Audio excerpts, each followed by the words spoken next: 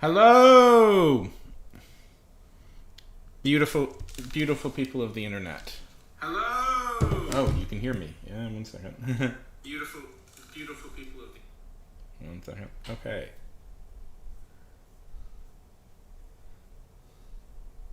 One second. I am just getting more stuff set up. Guys, there's always so much more stuff I have to set up. It's so ridiculous. Okay, one second. So we gotta get my... Hello, hello, Drayden.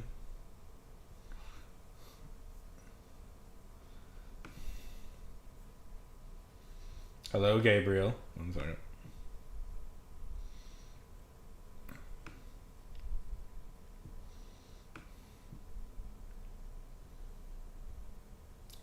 I did not know that. I know Damian Priest. I was not aware that he did. That's cool.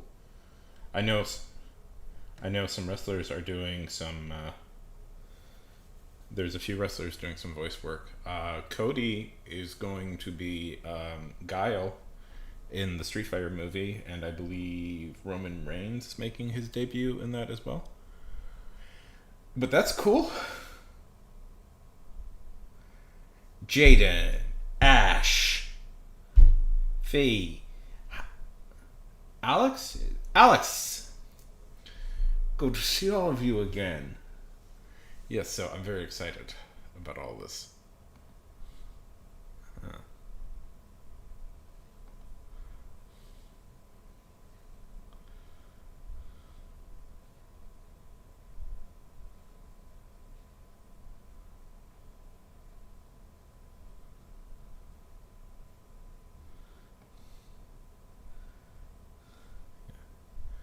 Okay, how's everybody doing? Good. You're all doing good. You're all doing fantastic. I I had pretty horrible sleep.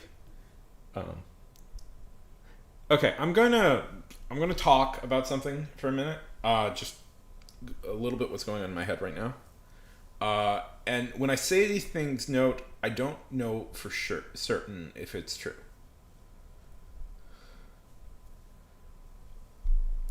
I am relatively certain I have OCD. I don't have like definitive proof. I'm not diagnosed, so I don't want to like 100% say that. But one of the key things about OCD is obsessive checking. Like, in fact, that's the like key thing is obsessive checking. And last night, um, I had a dream where I in my dreams I was obsessively checking. So, uh, that wasn't fun. That wasn't fun. It was a pretty horrible night, actually. Uh, but I'm here now.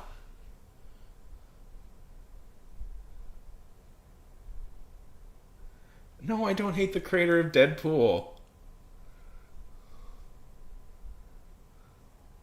Well, that's. I was curious why I did dream of it. I dreamt of. My dream was obsessively checking over and over again. So that's fun. It's nothing. It's nothing. You missed the last stream.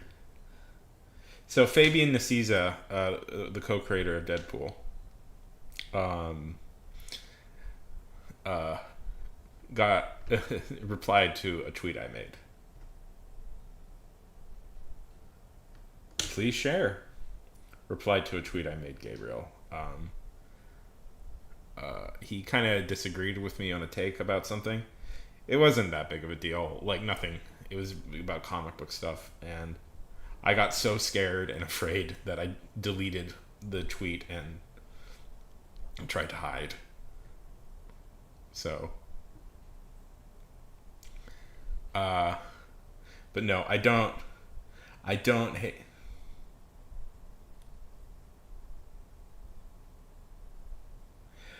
Well, no, Jaden, it's actually the other way. Somebody else stole the credit from him.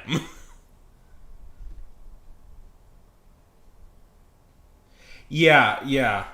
Uh, yeah, okay, so you're getting a little mixed up. So this is sort of this is a situation that happens in comics.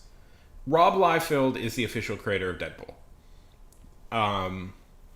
Because Rob Liefeld wrote and drew Deadpool's first appearance.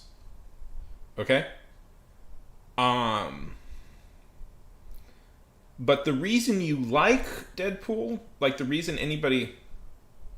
Yeah. It's okay. It's stupid and confusing because that's just how comics work at times. The reason you Rob Liefeld is the guy who wrote and drew the first appearance of Deadpool. I forget where it was, but anyways, how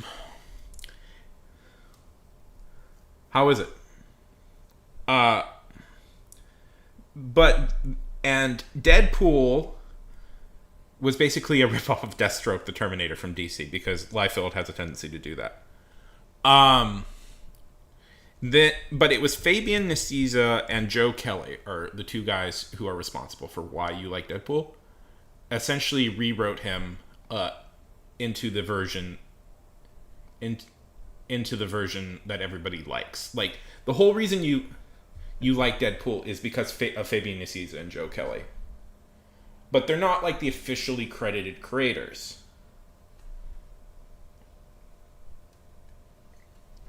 Do you get it? Like, they just took this, like, minor Rob Liefeld character and totally rewrote him top down and made him Deadpool.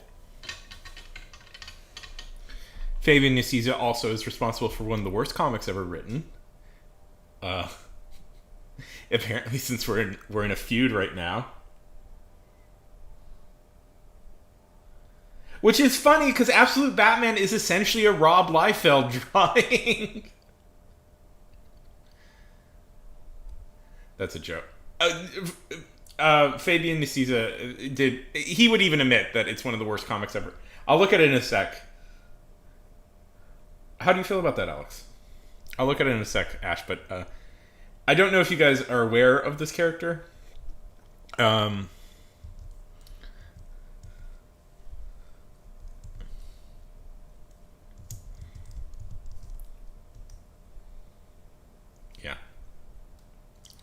Okay. This is a Marvel character that is definitely not going to get an appearance in the MCU. Just if you're curious, this is NFL Super Pro, co-created by my now arch enemy Fabian Nicieza. That's not fair. I really like Fabian Nicieza. I like almost all of his writing, but he has written a few stinkers. Hello. He has written a few stinkers. And this one is... So, basically, the NFL wanted its own superhero. So they created... they had Fabian... And I'm worried that I'm slightly... I think I'm saying Fabian Nicieza's name right. This is another reason why he hates me. Anyways. Oh my god, they actually included him in... Wow. In your friend... Wow. Anyways. But basically, it's a football superhero. Like, American football, obviously.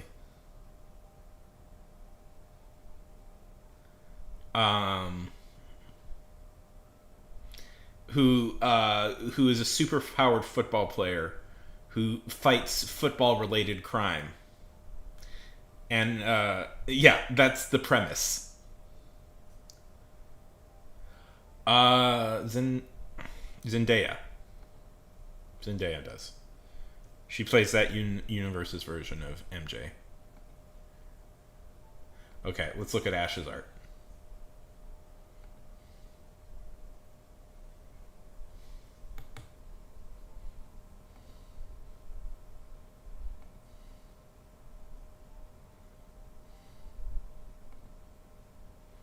We're gonna do some writing today, by the way. Like, okay. I'm very serious about this.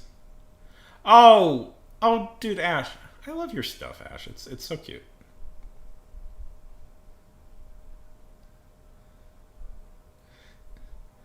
A lot of people mispronounce it in the way I mispronounced it in that video. I like this one. I like this one. That has a lot of really good emotion to it. That's good. Yeah. Yeah, so that's my very brief history with listen, Zendaya. I'm saying it correctly now. After like 20 people, like 100 people corrected me on it. That was really funny. I mean, listen, man. I'm relatively certain that mess up is what caused everybody to like, what caused that video to do super well. So Zendaya, yeah. I okay. So somebody who is actually from Africa came into the video and actually defended me and said that's actually the more accurate way to pronounce the original name. So so I was right. If people are curious, this video right here. Oh no, my face. My horrible face. Anyways, this video right here is what Jaden is referring to, where I mispronounced it. Something like this has ever happened. Tom Holland and Zendaya. So I think this is the first time in history something like this has ever happened. Tom Holland and Zendaya. Yes.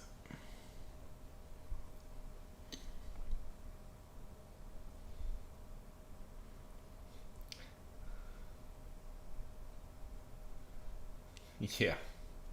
No, I have two writers who don't like me. Kurt Busiek was very irritated by him when I used to be.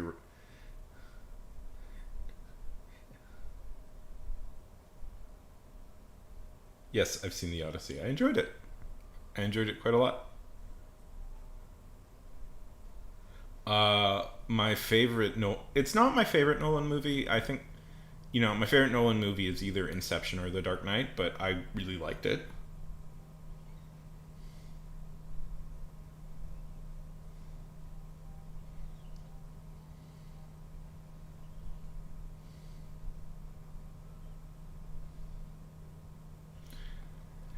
Yeah, I still have to get out and see Brand New Day. It's funny that I am excited to watch one of the adaptation of one of the worst Spider-Man comic book storylines. I like how like the MCU managed to make those stories bearable.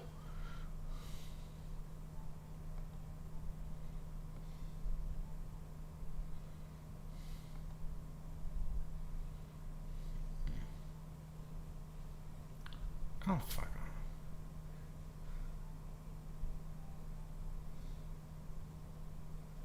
AO3? Is that archive? What is it? AO3. Archive of Our Own? Yeah, I've seen Archive of Our Own. Do you have something on it, Alex, that you want to share? But Gabriel, how are things going with you?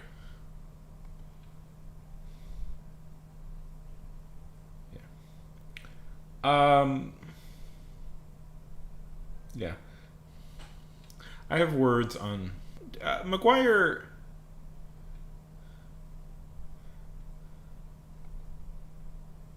Feel free to share if you want. Maguire is a good act. Oh.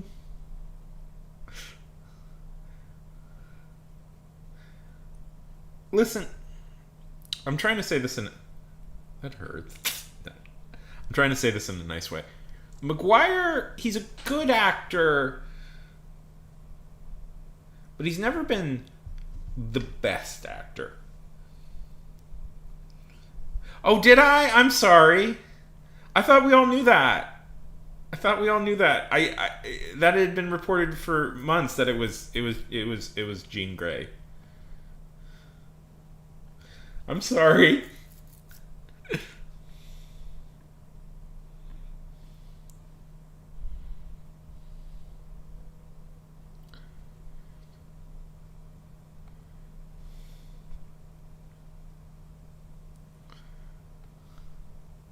I need Grammarly to stop.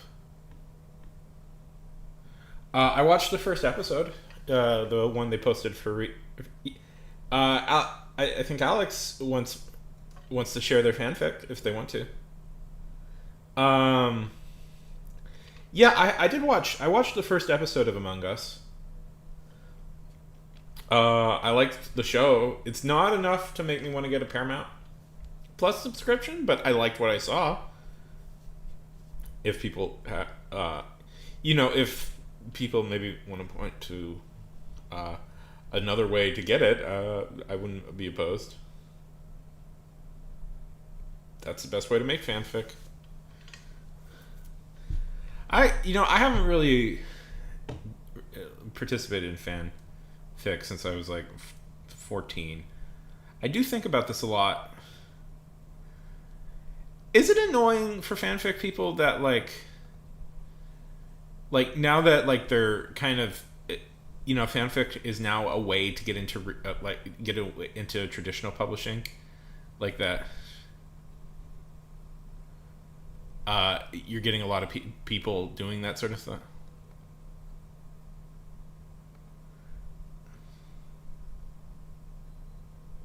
Yeah.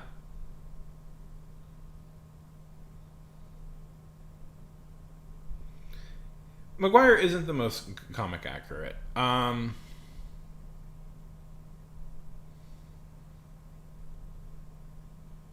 Okay,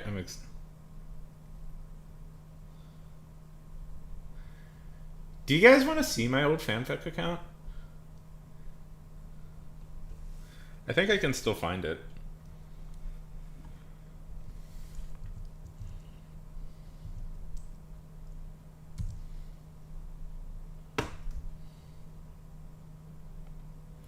Okay. Let's see. Good. Ooh. Okay. Let's see. I linked it a while back. Let's see. Let's see if I can find it. I linked it a while back on my Squarespace, so.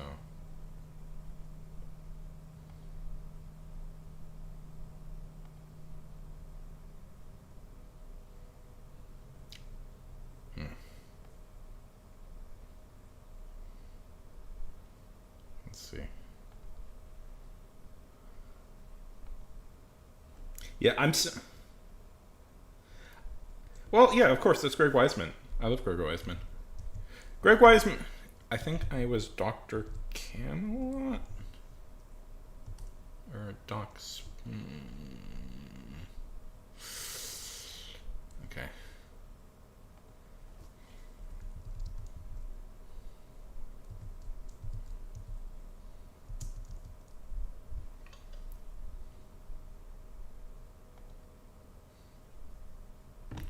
Okay. Well, because it was Greg Weisman who did that. We should all learn to love Greg Weisman. We should all learn to love Greg Weisman a little bit more. Well, link it, Alex. I'll give it a read. Spectacular Spider-Man was great. Totally screwed over by Disney, but that was great.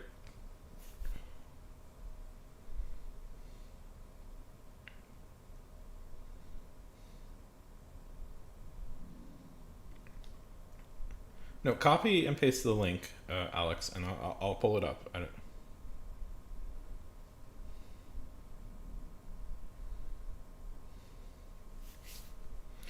Do you guys know who Greg Weisman is? I'm trying to pull up an old. Ooh, okay. Have you guys ever heard of him? He was the showrunner on several like animated shows that were all really really good and all got canceled.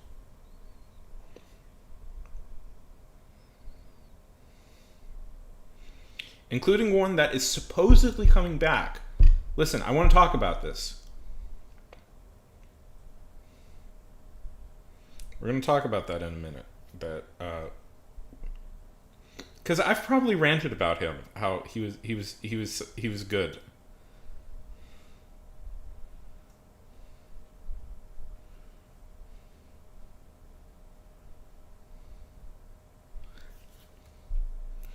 Greg Wiseman is like the okay,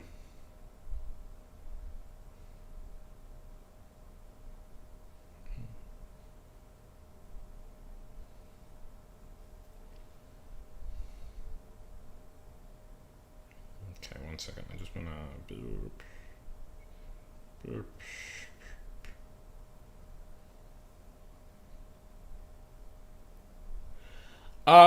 Well, I can tell you what happened was when Marvel was acquired by Disney. Um, at least in the Greg Wiseman thing. Sony got to pick either TV show, like animated TV show, or animated show, or movies. They could keep one, and of course they picked the movie. So that was it for Spectacular Spider-Man.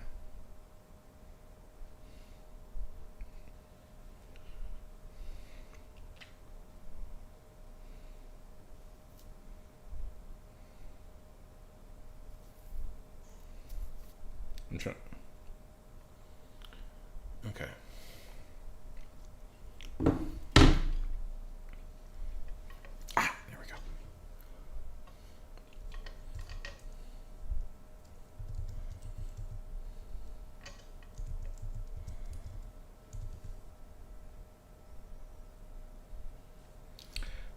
I mean, like, okay, well, okay.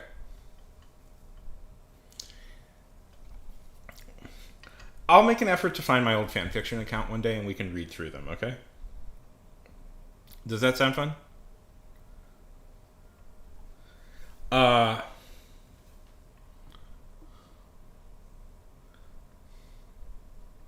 yeah, I mean, they produced.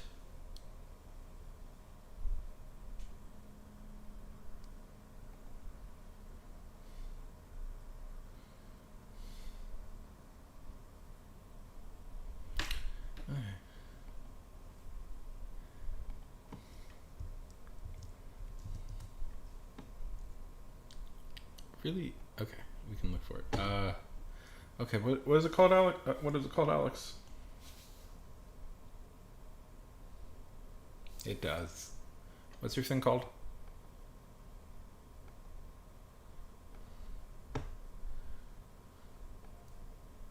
I don't like.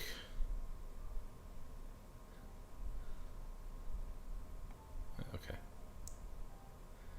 Spicy.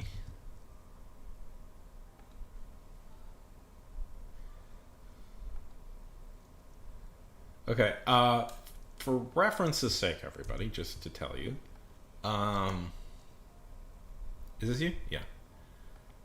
The best way to get me to look at something is to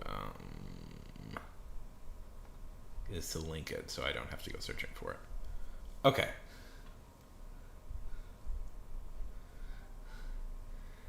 I do have to say, it is a shame that we had a director called Mark Webb direct two Spider-Man movie, and they were like the weakest ones. I think about that all the time. How did Mark Webb nominative determinism, man? Oh, I don't care. Nominative determinism, man. Okay. Is it appropriate to read? Like, am I don't mind, but it, like, you know, PG. I will. Is it P? Yeah. Okay.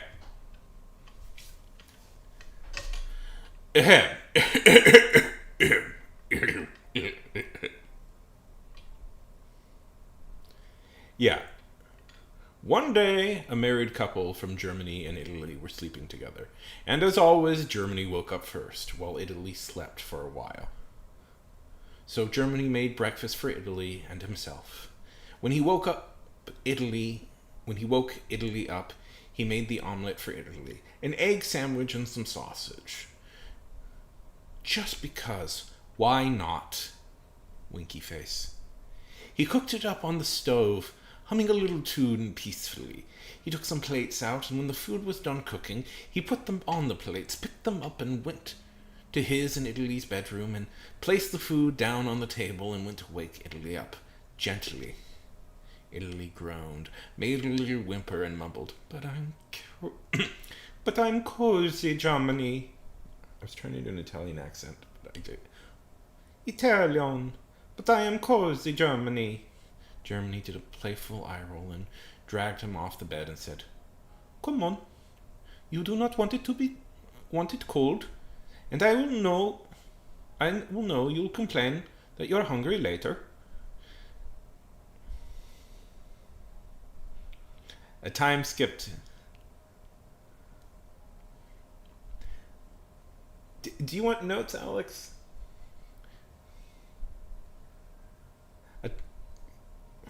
A time skipped to the afternoon, and Italy was chilling on the couch. Lazy Germany was looking over some alliances, and America made the door explode because he was dramatic and wants a crazy intro. When he walks into the room, he points to Germany and says, Germany! I say you must come here. I have something to say, he said in a loud voice as usual. Germany rolls his eyes and says, Oh, what do you want, America? He says in an annoyed voice. But he walks over to America, following him. America leads him to a private spot, looking at him, dead serious, saying, I just found some important stuff about your husband. Germany looks at him completely now. What now?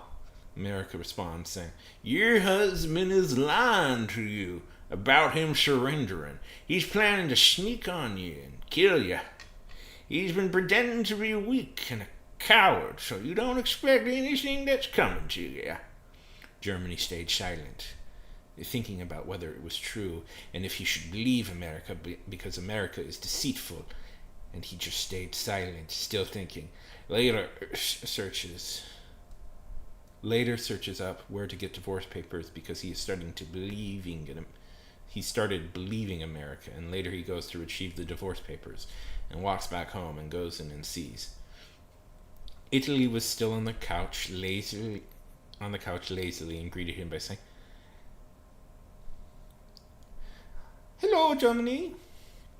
He said it loudly as usual. Germany gave him a stern look, showing him the divorce papers. And Italy is confused and says, Hello? What is this? He says with a bewildered look on his face. Germany responds, It is divorce papers. Italy tears up and says, Why?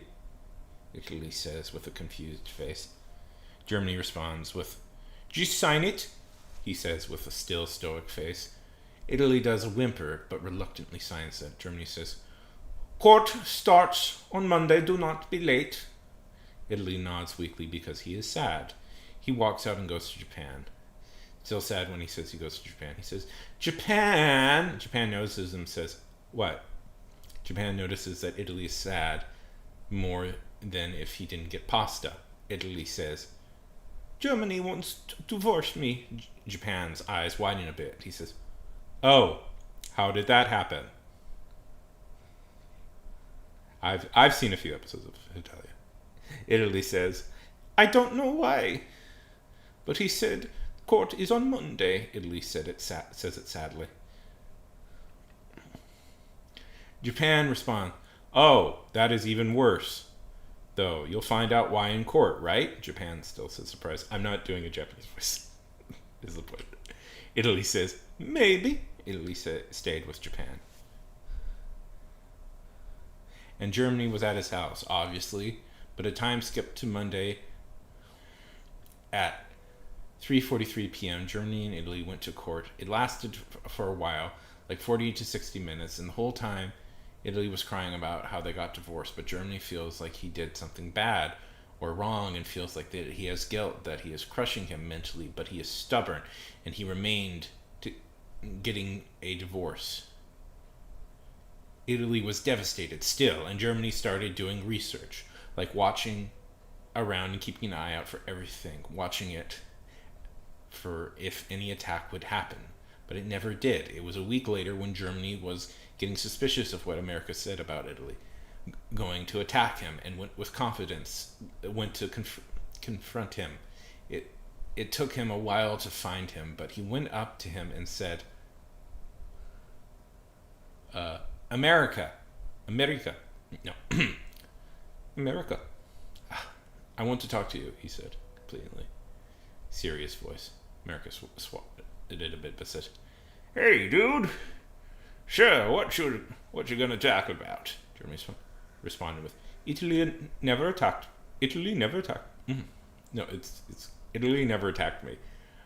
I think you are lying. He seemed really sad. America's composure broke a bit because his lie was slowly showing. He tried to back it up with, "Oh, he's probably really good at acting, dude." Germany glares at him and says, "Tell me the truth, America." America just disappears, but he just ran off, running away from his problems. Germany shakes his head. Ugh. I should go find Italy now. He's probably crying to Japan. Germany goes to Japan's house and goes in, seeing Italy right away, crying like he knew he probably would be. Japan was trying to help him, but he was failing. Italy notices Germany instantly and ran over to him, crying, begging him to forgive him for something he had done, even if he didn't know what he had done. Germany says, "Italy, calm down. It's fine.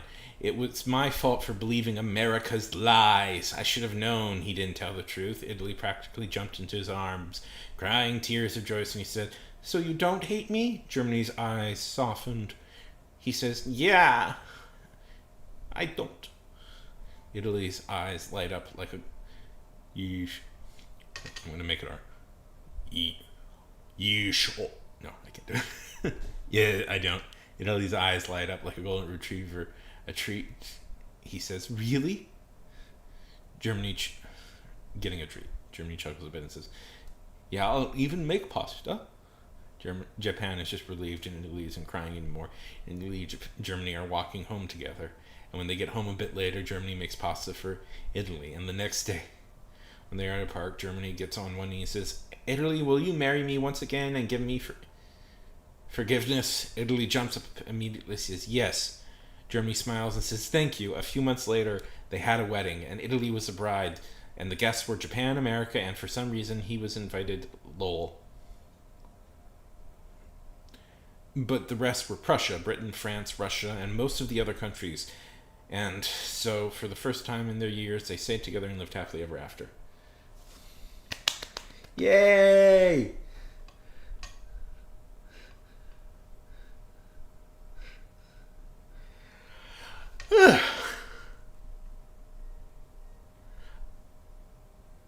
That was cute. I like that. When did you write this, Alex? When did you write this? Boo, boo.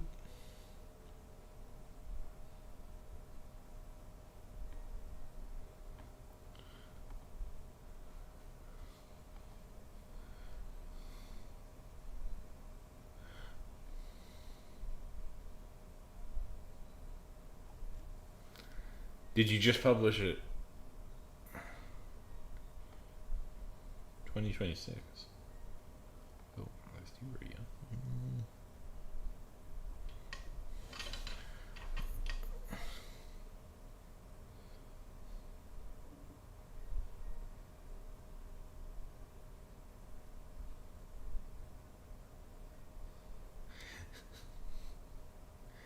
Yeah, I don't mind reading people's stuff. Like occasionally my words will get mixed up just a tiny bit. Yeah, that's good for 5th grade. That's really good. My words will get mixed up. Do you want notes or?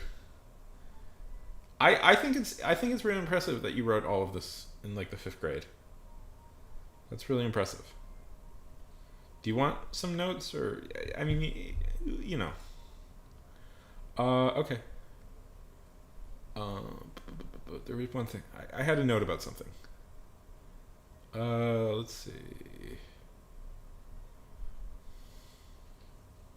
You use the phrase time skip. I didn't. Where was it?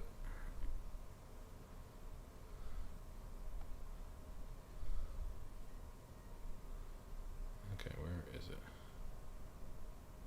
Yeah, okay. You don't need to do that. You don't need to say it was a time skip. We can look at it a little bit later. Jay, I want to do some writing on my own stuff in a minute, but we can look at that a little bit later. We got the whole night. Okay. My voice is a little bit tired. Okay, so I would be like, you don't need to. You do this twice, time skip. You don't need to say that. That's not something you need to put.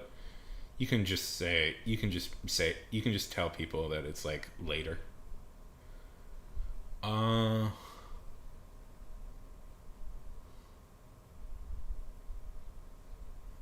Let's see.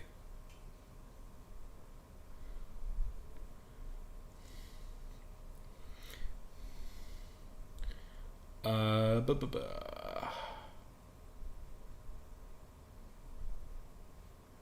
Yeah, no, that's fine. Another thing, not that this is bad, but I want you to keep in mind when you do something like this. Because this is a trap I fall into a lot. I want. Okay.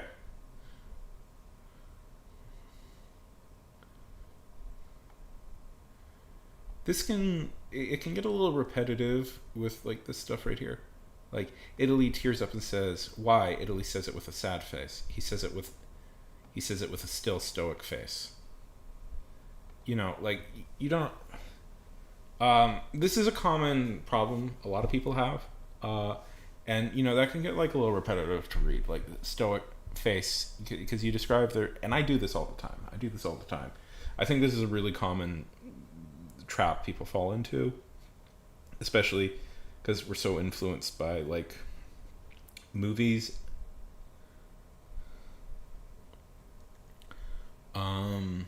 You know, if I could, Alex, I just want to help. I just want to help. You're doing a good job. I'm very proud of you. But we can do a little bit better. Okay.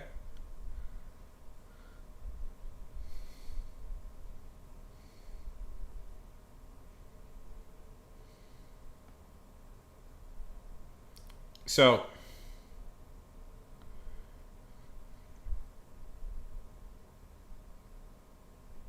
okay. Well, you're young, and I don't want to be like, okay. So, like, Italy tears up and says, "It." Why? Italy says with a confused face. Do you really need that? Kind of. And then Germany responds. See, here's the thing. No, it's just this is Germany responds. Here's the thing. We know Germany responds. Like, Germany responds. You know how we know Germany responds? It's because he says something. He responds to that. Like, you don't need to preface that with like Germany responds, because like that's no. Uh, this is okay, but I feel like you can describe it with a little bit more detail. Like he says with a still stoic face. Like, he, Italy nods weakly because he's sad. Okay, that's another one where it's like Italy nods weakly because he's sad. Um, we know Italy is sad because he nods weakly. You know what I mean?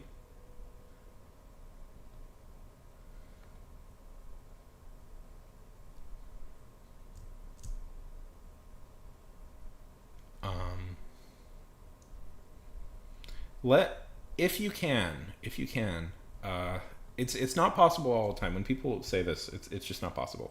But if you can, let their actions speak more than like directly telling.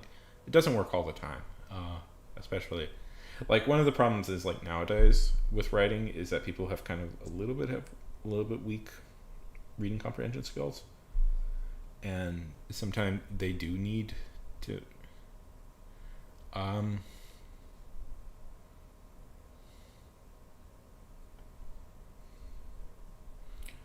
okay. And we'll do one more thing. Germany wants to divorce. Let's see.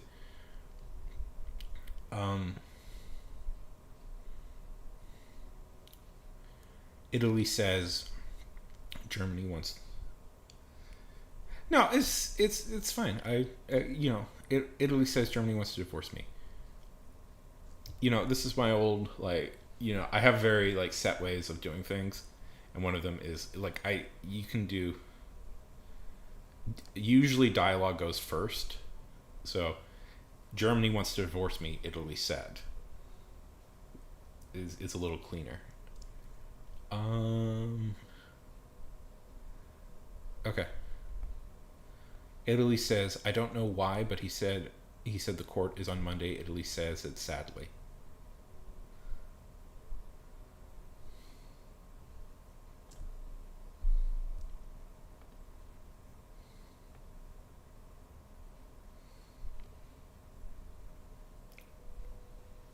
You're explaining something, Choice. You can just get rid of one of those. Okay. And here's last note I'll give, because I don't I'm actually quite impressed, Alex, that you wrote this, especially at such a young age. So this is me just being nice, Jaden, nice. This is just me wanting to help you along. Okay, this is the big one. This is all one sentence.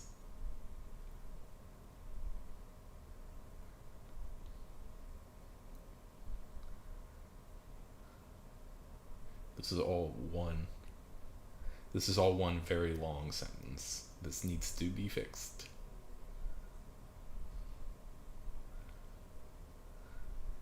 And Germany was at his house, obviously, but a time skip on Monday p.m. Germany and Italy went to court and lasted for a while, 40 to 60 minutes, and the whole time Italy was crying, but they got divorced. And see, it's okay. Let's see.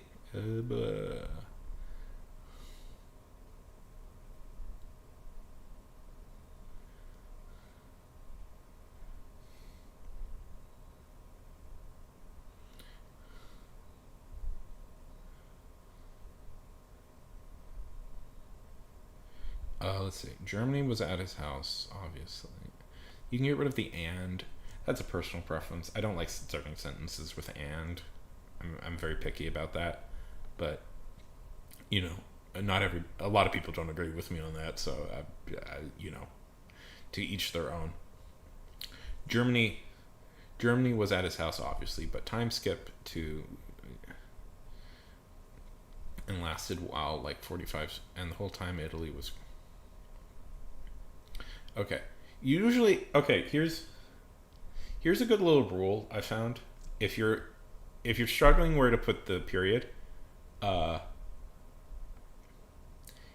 anytime you use and to connect a sentence, that's usually a pretty good hint that that's the end of a sentence. Look, Germany was at his house, obviously. But time skip on Monday went to court and lasted.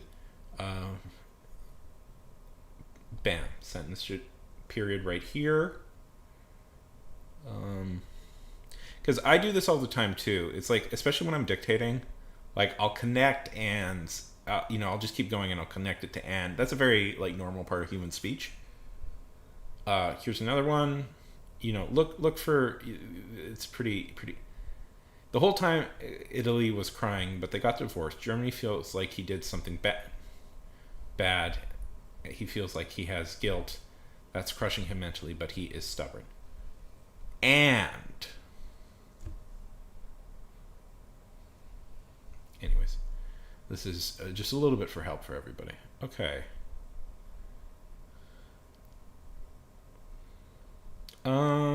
Yeah.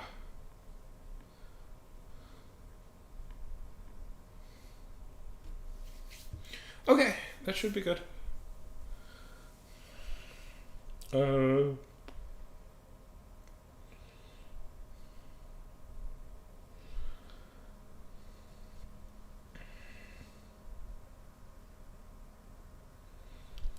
I'm trying to see anything else that would change. No, no. I mean, let's see.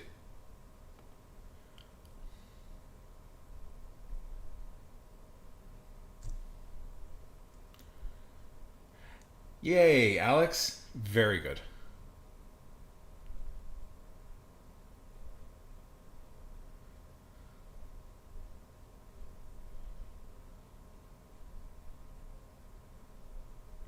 Yeah. Okay. Uh,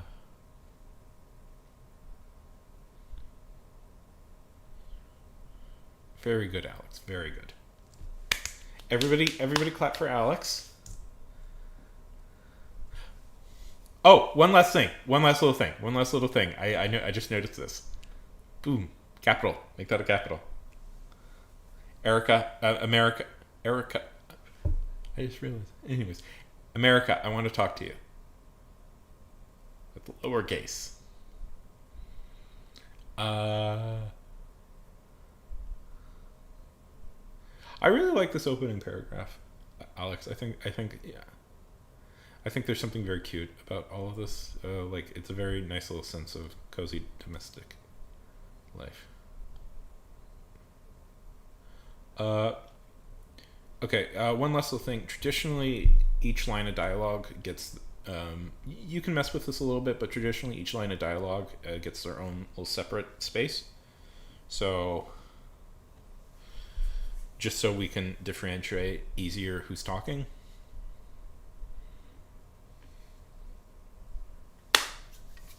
I'll let that.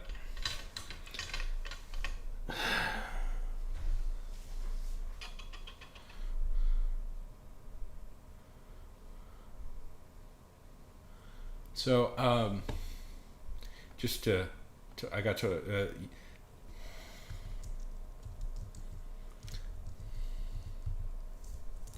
Let me see. Okay, I'm gonna give you something. This is, Elmore Leonard is one of the great. Welcome back. I'm gonna give you something. Alex, this is Elmore Leonard. Elmore Leonard is one of the great modern day writers. Well, he sadly passed away. And he wrote an article called "The 10 Rules of Writing." 10 Rules for Good Writing. There's a fuller. Okay. Now, don't take this exactly as gospel. Break it whenever you feel like breaking it, and he even says that. But this is Elmore Leonard's 10 Rules of Writing. That's fine. Okay, we'll just go. We'll go in order. I have broken all of these rules before in my life, but I still like this as a good starting place for what to know about good literature writing. Okay? Okay, we're going to go through them all. Okay. Never open a book with weather. If it's only to create atmosphere and not a character's reaction to the weather, you don't want it to go on too long. The reader is apt to leaf ahead looking for people. There are exceptions. If you happen to meet Barry Lopez, who has more ways to describe, uses kind of a dated term, ice and snow than an Inuit, you can do all the weather reporting you want. Avoid prologues. They can be annoying, especially a prologue following an introduction that comes after a foreword, but these are ordinarily found in nonfiction. A prologue in a novel is backstory, and you can drop that anywhere you want. There's a prologue in John Steinbeck's Sweet Thursday, but it's okay because a character in the book makes the point of what my rules are all about. He says, I like a lot of talk in a book. I don't like to have nobody tell me what a guy that's talking looks like. I want to figure that out from what he looks like, the way he talks, figure out what the guy's thinking from what he says. I like some description, but not too much of that. Sometimes I want a book to break loose with a bunch of hoop-daddle, spin up some pretty words, and maybe sing a little song with language. That's nice, but I wish to set it aside so I don't have to read it. I don't want a hoop-daddle to get mixed up with the story. Never use a verb other than said to carry a dialogue. I'll link the article in my Discord and on in the community for people to look at. Never use an adverb to modify said. Okay, this is a big one. Okay, question for young people in the audience: Has your teachers ever had this discussion with you about said? About how you should never use the word said and you should always come up with an alternative for it? Because they did that with me. Has there ever been did you guys ever do this as a discussion?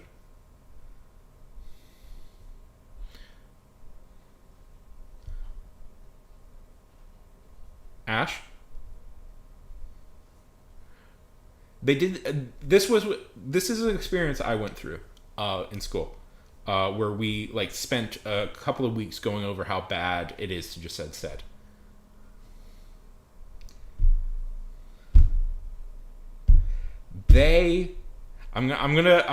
Your teachers are wrong about this.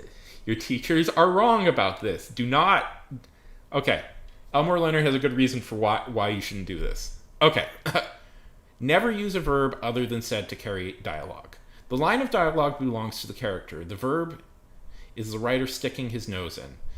But said is far less obtrusive than grumbled, gasped, cautioned, lied. I once noticed Mary McCarthy ending a line of dialogue with, she eviscerated, had to stop reading to get the dictionary. Number 4, never use an adverb to modify the verb said. He admonished gravely.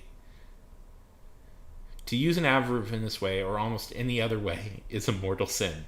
The writer is now exposing himself in earnest, using a word that distracts and can interpret the rhythm of the exchange. I have a character in one of my books tell how she used to write historical romance, just full of blah, blah, and adverbs.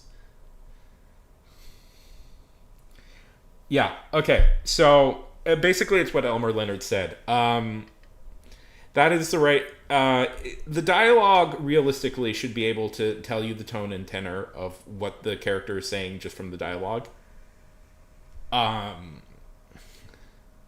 Like, you don't need anything more than said for that. Like, we should be able to understand that they're angry and mad from... You know, if a character is angry and mad, we should, like, know they're angry and mad from what they're saying. If a character is sad and depressed, we should know what they're saying from being sad and depressed. You know, you don't need... if the dialogue can't handle it, you need to go back and rewrite the dialogue. Elmer Leonard is especially good at dialogue. And for quotes... they do this all the time. It's like, you don't need it for quotes. Like, the quote itself is good enough. Okay. Keep your exclamation points under control. You are allowed no more than 2 or 3 per 100,000 words of prose. If you have the knack for playing with exclamers in the way Tom Wolfe does, you can throw them in by the handful. You notice how there's always exceptions? Never use the word... Oh boy, I use suddenly a lot. I forgot that one. Oh no, I have to use Okay, never use the word suddenly or all hell broke loose. The rules don't require an explanation. I have noticed writers who use suddenly tend to exercise less control in the application of exclamation points.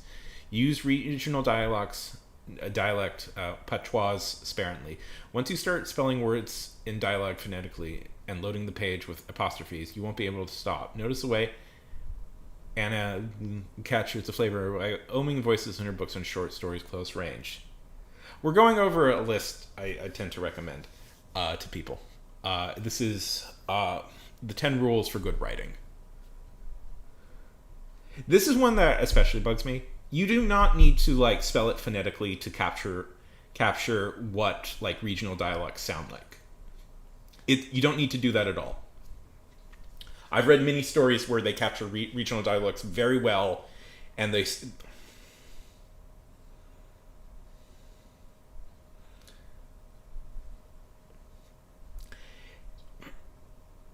Okay. That's a good question. Uh, yeah, so that's one of those things where it's like whispered. You probably need is needed just because it's like you have to describe the tone of the voice if that's happening. But like,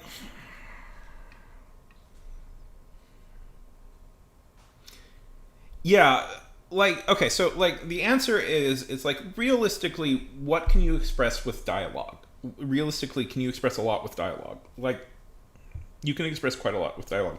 Like what he's mainly talking about is like don't like tell them the emotional tenor of like your dialogue, because your dialogue should be the thing that tells them that.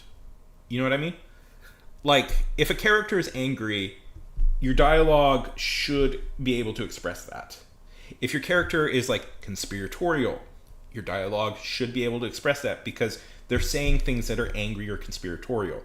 If your dialogue is romantic, if it's supposed to be romantic, dialogue should express that because they're saying romantic things. You know what I mean? Adverbs or adverbs or verbs can't. I'm not as dogmatic as Leonard is, nor is he as dogmatic as he is, because I've read enough Leonard to know he doesn't do this all the time. But what he's saying is you should respect dialogue. You should respect the character's dialogue and let them have that space. And if you are not being able to express what the emotion of the scene is purely through the dialogue, you're not doing it right. You know what I mean? You're not doing it right.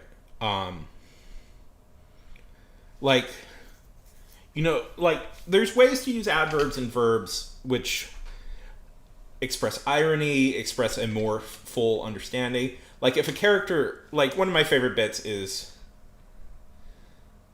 a character will say something, and if they're lying, I'll just say, he lied. I think we should go this direction. He lied. He lied.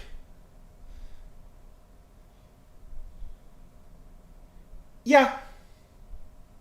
Yeah. Yeah, you can do that.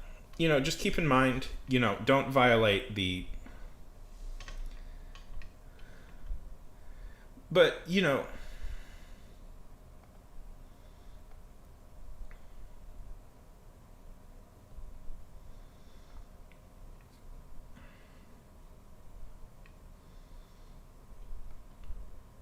was bugging me. Okay. Just keep in mind, I'll link it. Okay, so this is one, that people disagree with him on a lot. But it's good. It's both good and bad. Okay. Avoid detailed descriptions of characters. In Ernest Hemingway's Hills Like White Elephants and What Do the American and the Girl with Him Look Like? She had taken off her hat and put it on the table. That's the only reference to a physical description in the story. Yet we see the couple and know them by their tones of voice, with not one adverb in sight. Don't go into great detail describing places and things. Unless you're Margaret Atwood, who can paint scenes with language or write landscapes in the style of Jim Harrison, don't. But even if you're good at it, you don't want descriptions that bring the action, the flow, and story to a standstill. And ultimately, this is his real rule. Try and leave out the part that readers tend to skip. Well, I'm happy, Alex, that you liked this.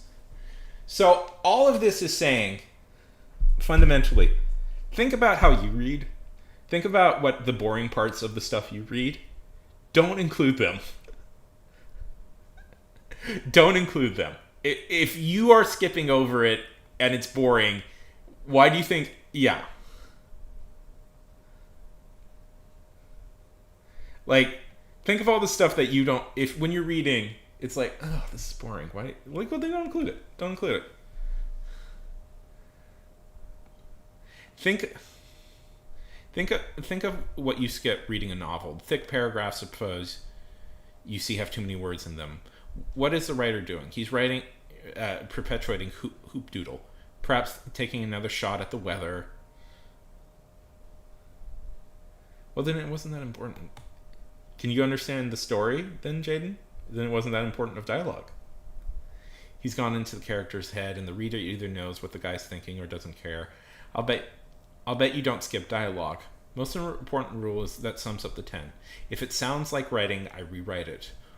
Or if proper usage gets in the way, it may have to go. I can't allow what we learned in English comprehension to disrupt the sound and rhythm of the narrative. It's my attempt to remain invisible, not distract the reader from the story with obvious writing. Joseph Conrad said something about words getting in the way of what you want to say. If I write scenes, and always from the point of view of a particular character, the ones who view best brings the scene to life, I'm able to concentrate on the voices of the characters and telling who they are and how they feel about what they see and what's going on, and I'm nowhere in sight. What Steinbeck did in Sweet Thursday with his title chapters, and as an indication, though, is obscure of what they cover. Whom the gods lay, they drive nuts, is one. Lousy Wednesday, another. The third chapter is titled Hoop Doodle, and the 38th chapter is titled Hoop Doodle, as warnings to the reader. As if Steinbeck is saying, here is where you'll see me taking flights of fantasy with my writing. It won't get in the way of the story, skip them if you want. Sweet Thursday came out in 1954, when I was just beginning to be published. I have never forgotten the prologue. Did I read the Hoop Doodle chapters? Every word. Yeah. So obviously, here's the thing. Obviously, all this stuff is like open to interpretation. I'm a very if you guys have ever read my writing, I'm a very voice forward writer. So, skipping the fights of fantasy would be a little weakening my stories, because I think the appeal of my stuff is the weird. Is how I do the writing and the descriptions of stuff. But I do like what he's saying, But I've always used a lot of I've always kept this in mind. One, because I legitimately really like Elmore Leonard's style. I don't know. I'm trying to think what young people may have. This is one of these weird things where it's like I got exposed to Elmore Leonard when I was like 14, 15. So I know him a lot, but I don't know what you guys would know. No,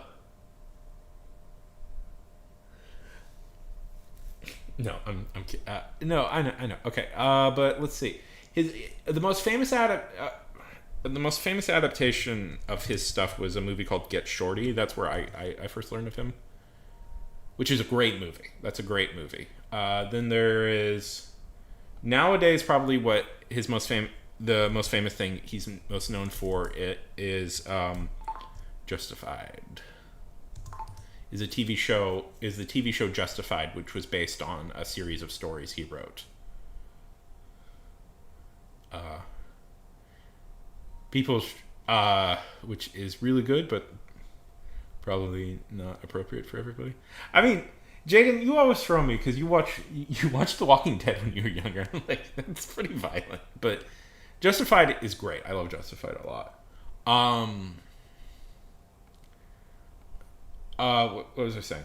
But so the thing is, like, what I'm trying to say is like these aren't rules that you have to 100% follow. You can break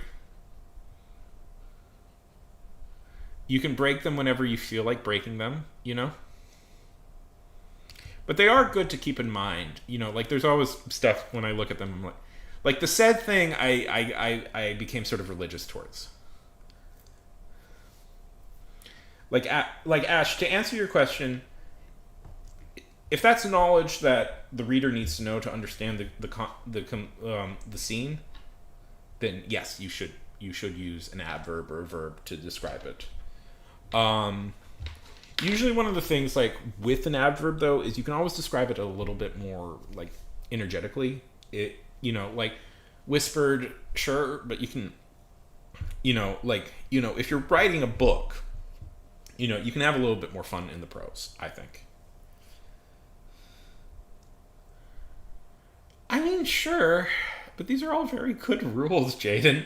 they're all very they're all very good rules to follow. I know. Here's the thing, Jaden. I know as a young person, your instinct when I say, "Oh, here's some good rules for your creativity," your first instinct is going to be, "Well, I can break all of them," and I get that. Trust me, I was that exact same person when I was your age. I was like, "Oh, I don't need to follow all these rules. They're all dumb," and I'm like, I get that. I get that, but it's like because there's no rules to art, Jaden. There's no real rules to art. There are general best practices that can all be broken. You know? Like notice how everything he usually has an addendum or an exception.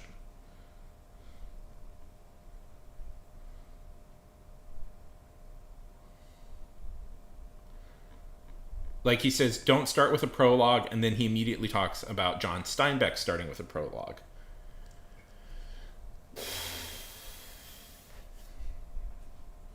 And, ultimately, this is going to be down to your instincts and skills as a writer.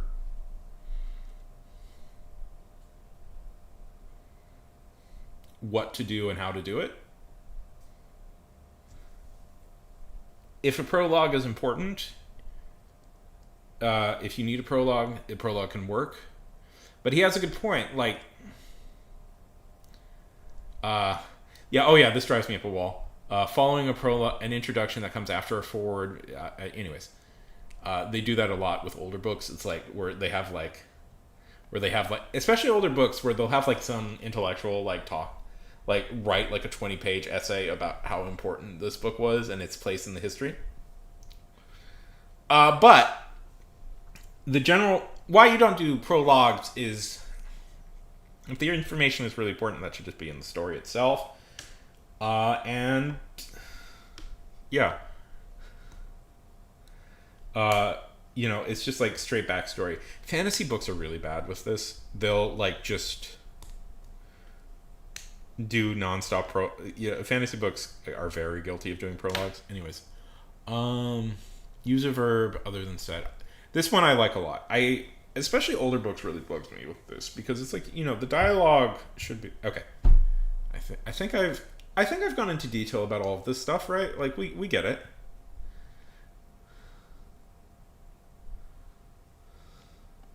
We get it. Suddenly is something I am so guilty of doing. I've gotten better at it, but okay, let's see. Fine. Boop, boop, boop, boop, boop.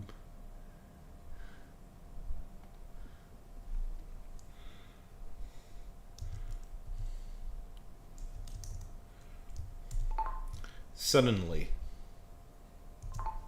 Let's see. Oh yeah, I didn't do it. Here's one I do a lot. I have a few extra ones on my own that I've come to. Started. I use the word started. I use the word started and stared a lot. Here's the thing. Okay. Here's the thing. I have to go to the bathroom. I will be back in 1 second.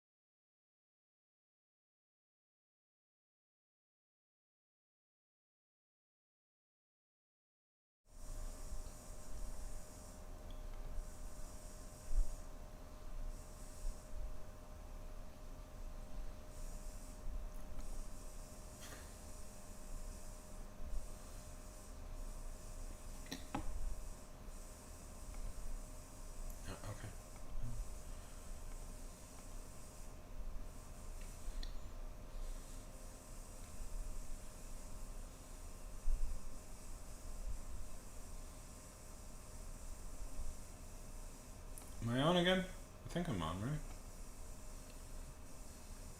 Okay.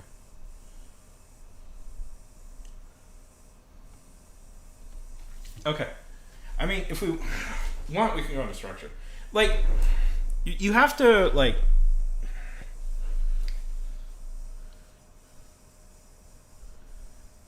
Yeah, I don't really agree with him on that. Like...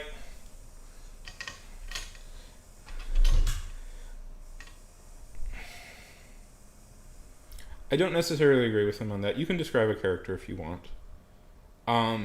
What he's saying though, the lesson you should take away is like description isn't the most important thing in the world. As important as people think it is. You can Elmore is very much. You can boil it all down to Elmore is very much a believer in the superiority of action over explaining. Part of the reason he's saying this is because what he wants you to do is expose a lot of, people rely on visuals, particularly of characters to explain like their characterization. And kind of the point he's stabbing at is description isn't as important as you think it is for establishing a character. Do you get what I mean? Like description, like you can describe a character, in a certain way, but the most important thing is like, I don't want to be like, I don't want to like just go down to, but it's show don't tell, but like description is not the thing that defines the character in the exact way you think it does.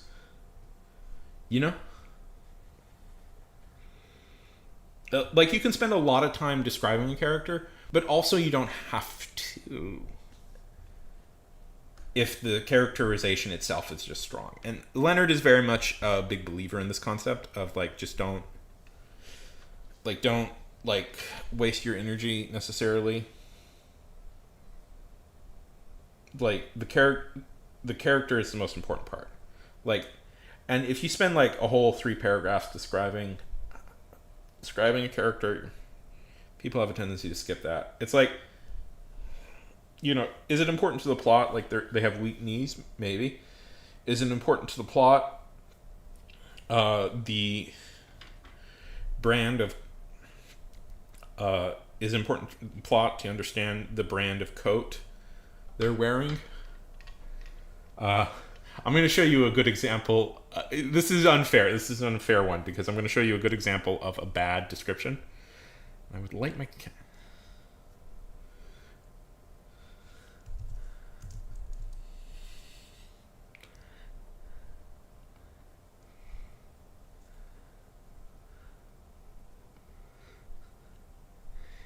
in the superior Harry Potter in the superior Harry Potter book, the better one, the real one.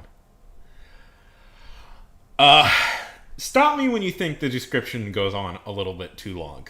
Okay?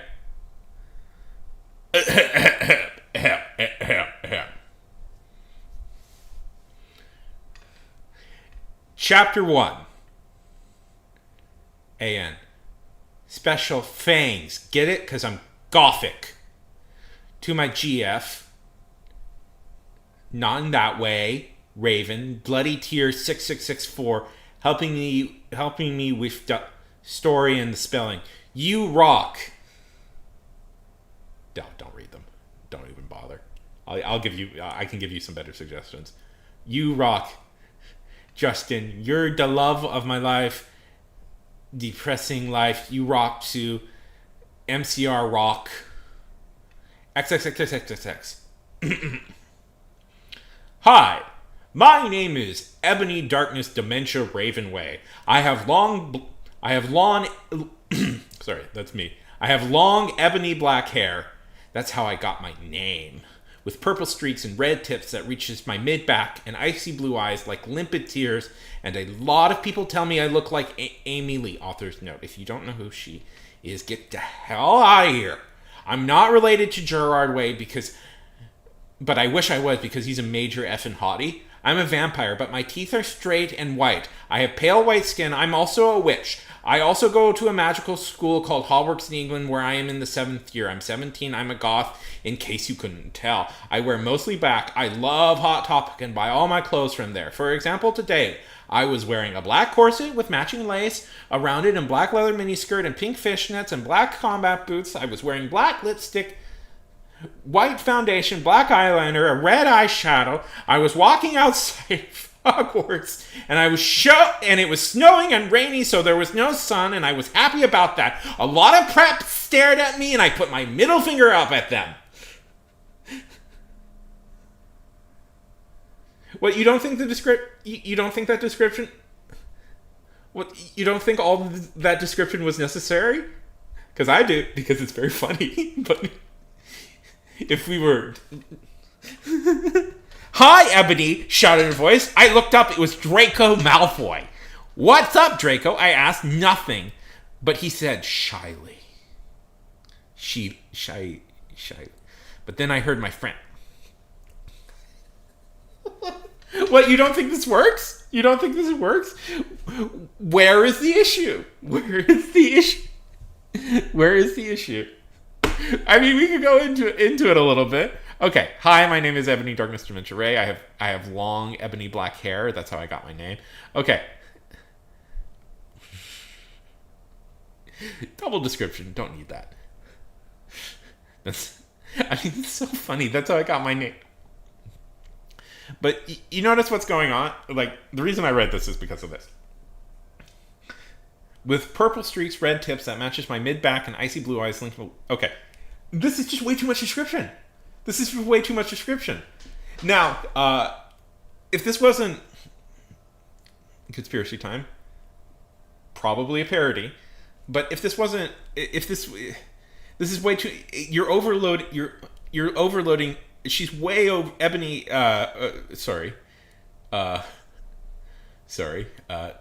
Tara is way overloading the audience. Look at this. Like, she introduces like eight different things. Has a digression about Gerard Way. I'm a vampire. Like, see all of this? Like, I'm a vampire. Like, it's too much description everywhere. You've way overloaded the audience. People don't know what's going on. And I guarantee you, if this wasn't the most hilarious thing in the world, people would skip it. That shows you it's kind of funny.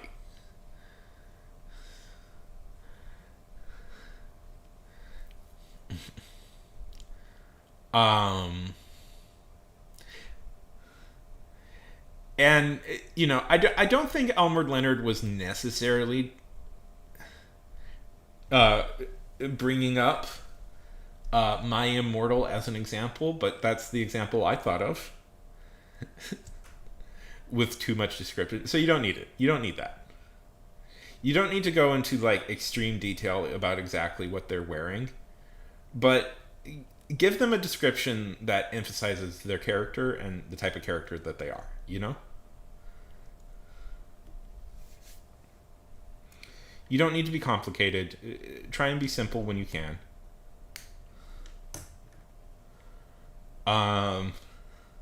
Let's see.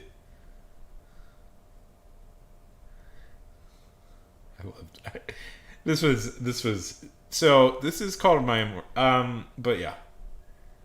Don't bother with Harry Potter. Like, have you ever don't I don't know. Just don't bother with Harry Potter. Rolling is a problem just to begin with, but like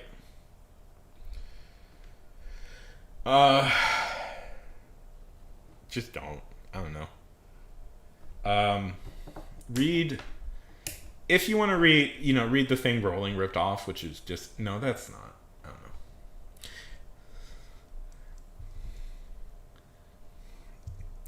I don't know. Read Discworld, read the stuff about the Unseen University. What's the first one that really gets into the Unseen University stuff? You don't know what I'm talking about. Like, Discworld is fun. It's a long fantasy series. that follows different characters. One of the best one is there's one called Mort, which is the Grim Reaper decides to take on an apprentice called Mort, and it's stuff like that. There's also a whole unseen university thing, which is eerily like Hogwarts in some ways, even though J.K. Rowling claims she never read it. So, or if you want a magic school, the person who actually probably invented the concept of magic school is a woman named Ursula K. Yeah.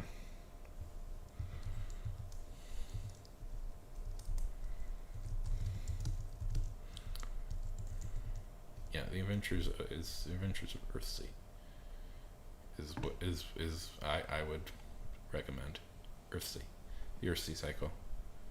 Yeah, Ursula is the actual inventor of this concept. I mean, we could. I don't know. I don't. It's weird with J.K. Rowling. Because I mean, I've talked about this before. J.K. Rowling didn't. Harry Potter is not like an original creation in the sense that it is an older genre that she just put magic into. So, Harry Potter comes from a book genre called about the boarding school book genre, which is like a really common genre in England. In like it was very dead, but it brought it back. Oh God! Oh, huge transphobe. Arguably the biggest in the world and one of the main funders of transphobia in the Western world now. So, I don't like her as a human being. She's a bad person. I know that is controversial to say, and I blew a friendship. I had a friendship recently devolve because I brought this up, and it turns out somebody it was a huge transphobe. But in my life, which really bummed me out.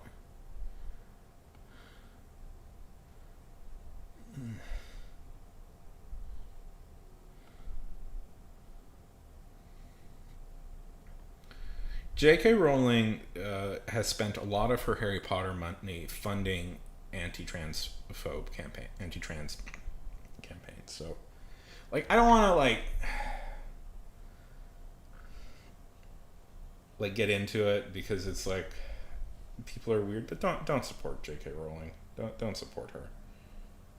If you loved those books growing up, it's like that's not your fault, by the way. Like you're not responsible for a random author, like you don't know J.K. Rowling, you're not responsible for her, and you don't have to defend her because you love those books. Like who would have known? Who would have known? Yes. Oh, Jaden. Oh my God, Jaden. How have you, Jaden? You will love Percy Jackson. I almost guarantee it. You'll love Percy Jackson. I am certain Percy Jackson will appeal to you explicitly. Welcome back, Fred. I'm almost certain you will love Percy Jackson a lot. The second you said that, it's like, oh, Jaden's kind of like Percy, isn't he? Yeah. It just occurred to me, Jaden, you're a lot like Percy in a lot of ways. So you're gonna love Jaden. This will that yes. Read those. You're gonna like. This will be something you have a lot of fun with.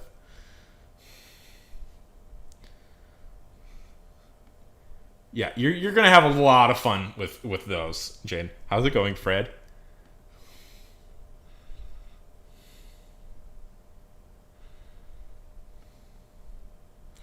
I get it.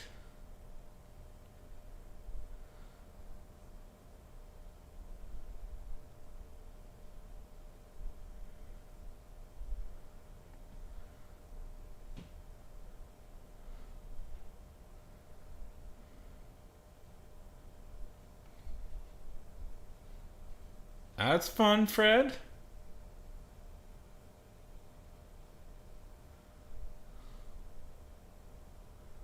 Okay. I get it. Yeah. That's a hard thing to do. I mean, audiobooks. Audiobooks. Audiobooks, Jaden.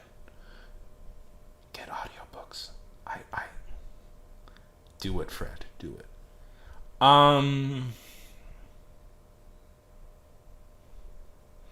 Jaden, do you have a library card? I know this is weird, but do you have a library card? If you don't, I would suggest getting a library card.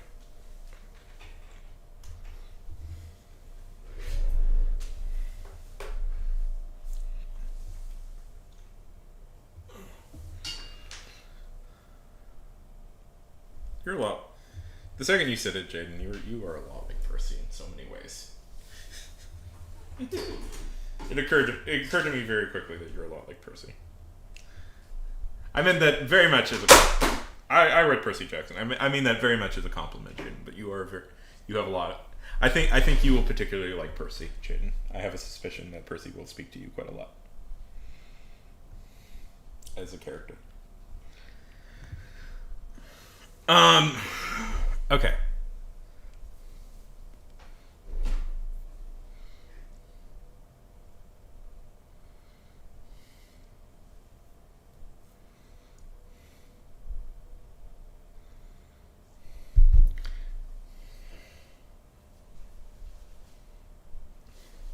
You're the most. You're very Percy coded.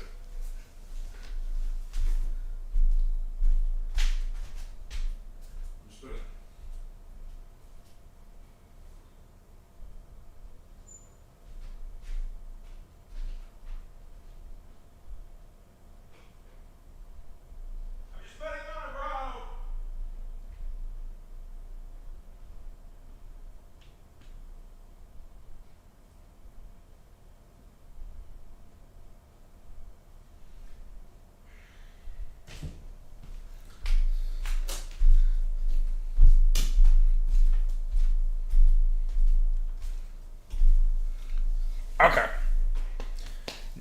It's been an hour and a half, and we have yet to do a single word of writing. I've done a tiny bit of editing, but we have yet to do any writing. And my goal was to get pretty far along in the short story I wrote. You guys distract me a lot. That's fine. Don't worry. That's fine. I have no problem with you guys distracting me. I think this stream is not really so much about writing. It's just writing themed is how I always describe it. I describe it as a writing themed show more than a actual writing stream.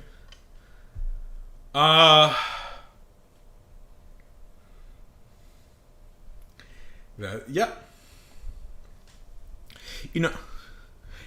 Guess who's back? Back again! Guess who's back? Back again! Hey!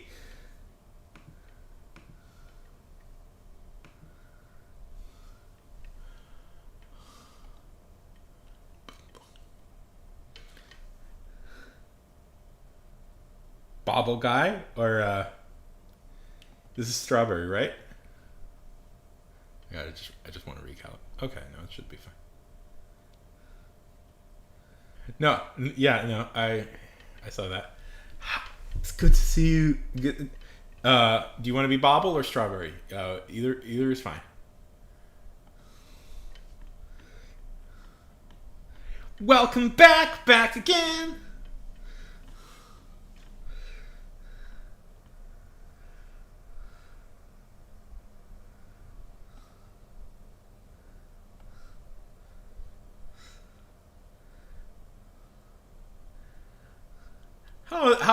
How's it been?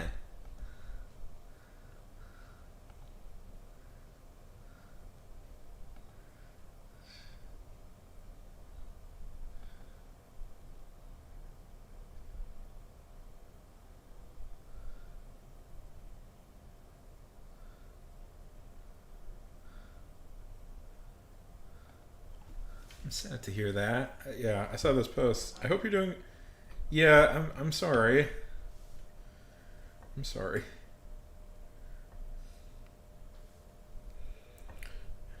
So, if you want to talk, we're here. Jane, this is Strawberry. As they just changed their. I'm sorry. Yeah, I saw.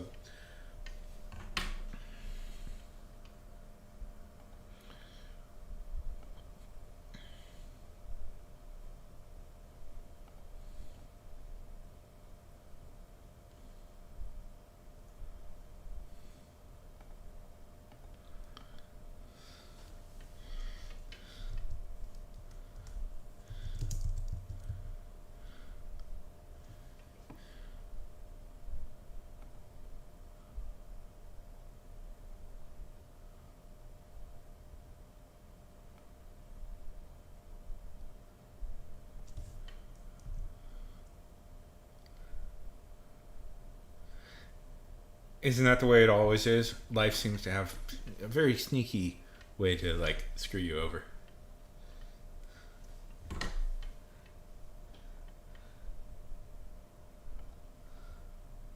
Hey guys, you want to watch a Spider-Man movie? Hey guys, you want to watch Spider-Man? Do you guys want to watch the Spider-Man movie? A Spider-Man movie? That's what we all want to do, right? Watch a Spider-Man movie? We're all looking forward to watching the amazing Spider-Man movie, right?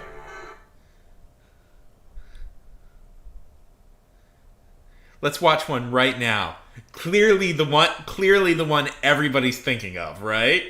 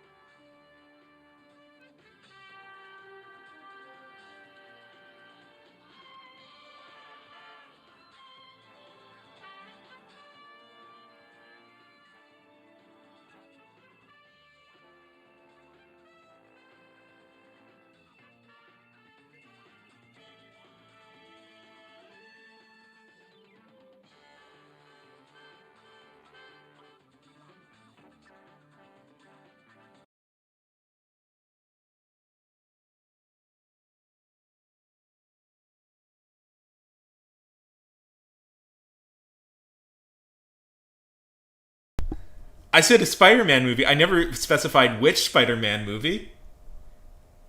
Not the 19. Are you sure you don't want to watch the 1972 television movie that was made? That preceded a season of Spider-Man shows, season of television in 1970. What, you don't want to watch that? You don't want to watch that? Is that not the one you wanted to watch?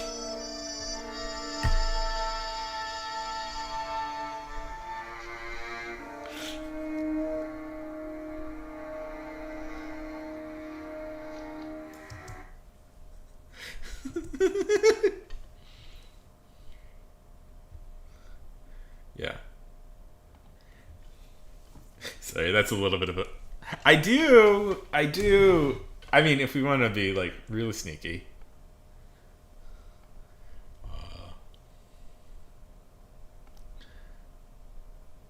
Now, obviously, I don't have this on my secretly have something on my computer that is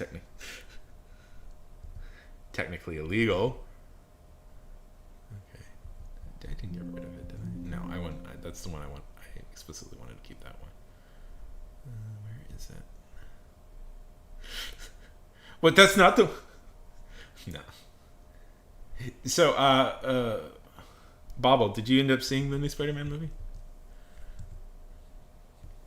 Now, of course, I don't have this. Of course, I don't have this movie. I don't know why you would assume I have this movie.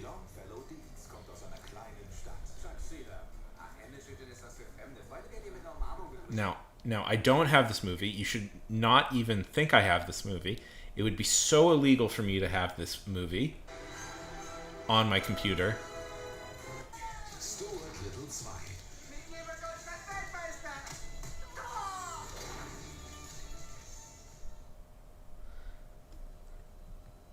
Don't.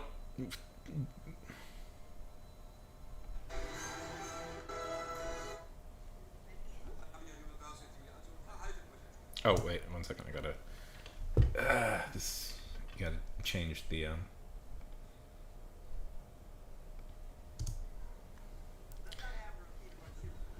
I totally don't. You're not seeing this. I don't have a pirated copy of Spider-Man on my computer. That's like a work print.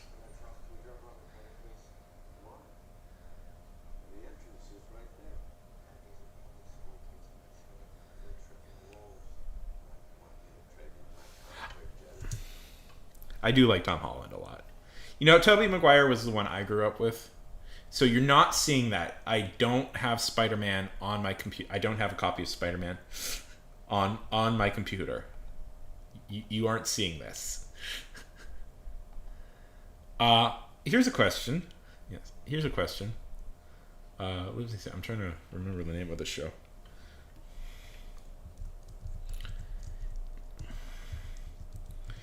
Here's one I bet you guys have never heard of.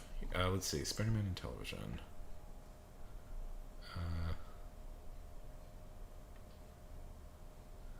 Andrew Garfield. Andrew Garfield is probably. Have you guys ever heard of Spider-Man Unlimited? This I would say is the most obscure cartoon version of Spider-Man.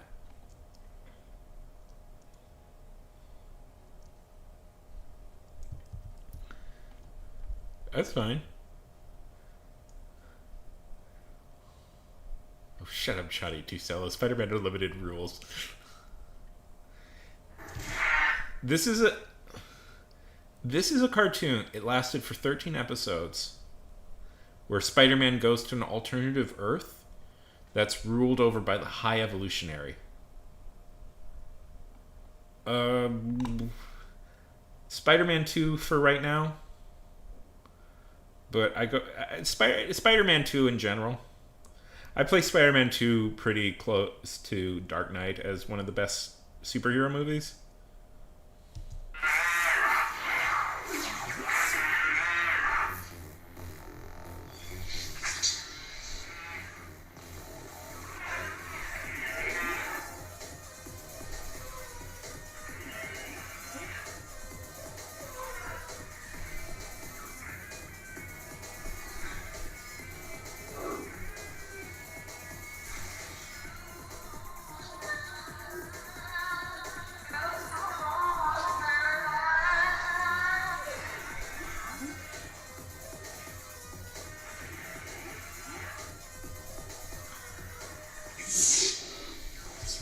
So this is Spider-Man Unlimited. And the plot of this TV show is that Spider-Man goes to an alternative Earth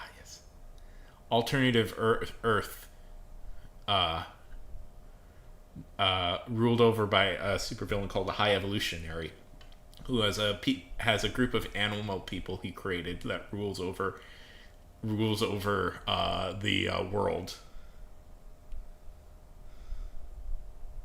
None of them do. Yeah, they all get canceled. Even the original animated version got canceled. I just remember this is in some ways in some ways is kind of a sequel to the animated series that existed.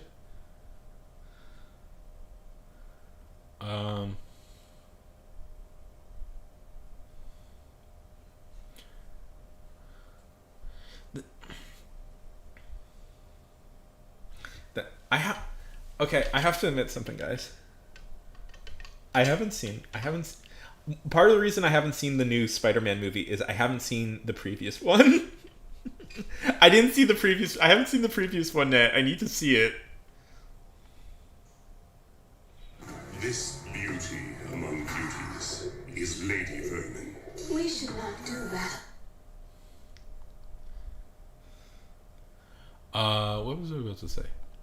Oh, right. Bam, ba ba ba bam, bam, bam. Do you guys know what gargoyles is? This was all the way back in the beginning. I know! I know!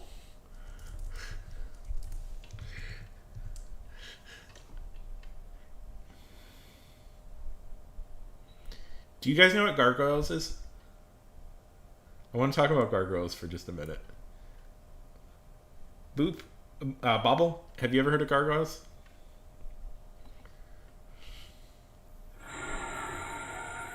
1,000 years ago.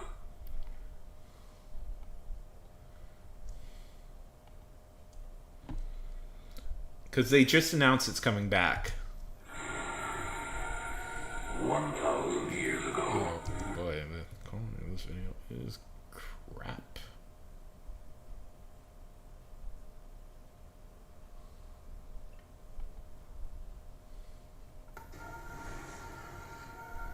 One 1,000 years ago, superstition and the sword ruled. It was a time of darkness. It was a world of fear. It was the age of gargoyles.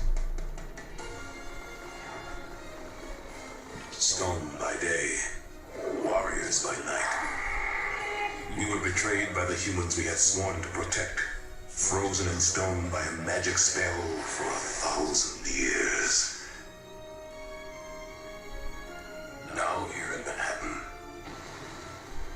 the spell is broken, and we live again.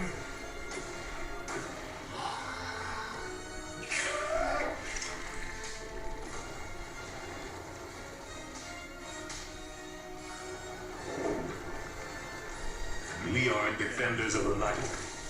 We are gargoyles. So this was Disney's attempt to compete with Batman the animated series, and it ruled. It was so good. It was so good. And it was created by unsung hero of... Sorry, I'm banging my hands a lot. Unsung hero... What is this? What is this? Anyways. Unsung hero of animation, Mr. Greg Weisman. Tell me why you're upset.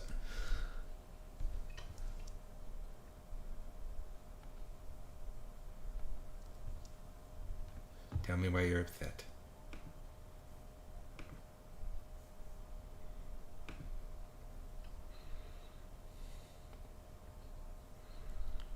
So the story is it's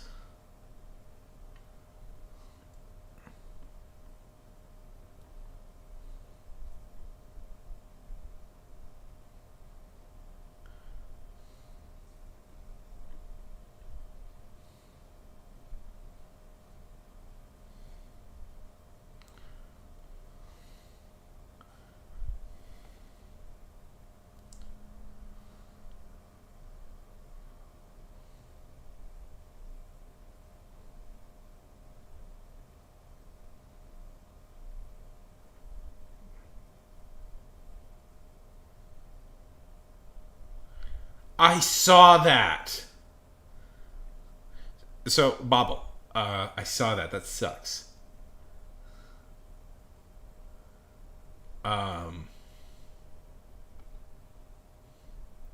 Who was your first Spider-Man?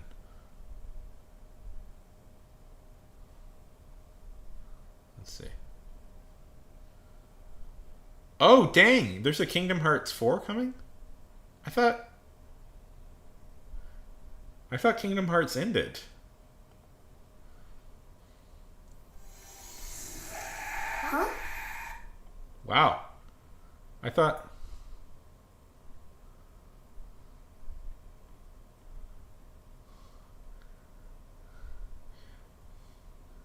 We have to storm... I keep getting excited. I keep getting excited and hitting stuff. Okay.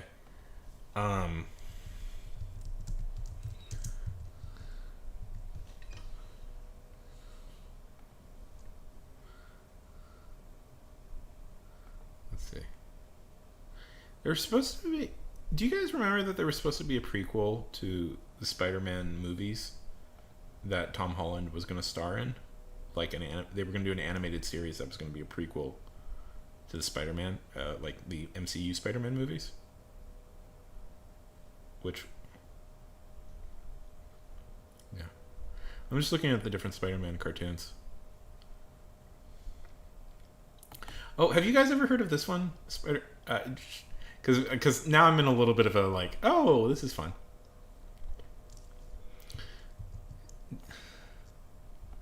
I'm going to write, by the way. I'm determined to get writing done, but we can have fun first. We can look at this stuff first. Have you guys ever heard of this one? Spider-Man and His Amazing Friends?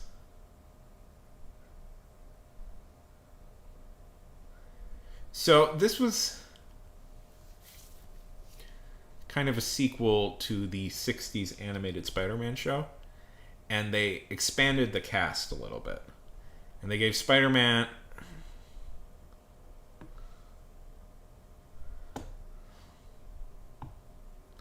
They gave Spider-Man two...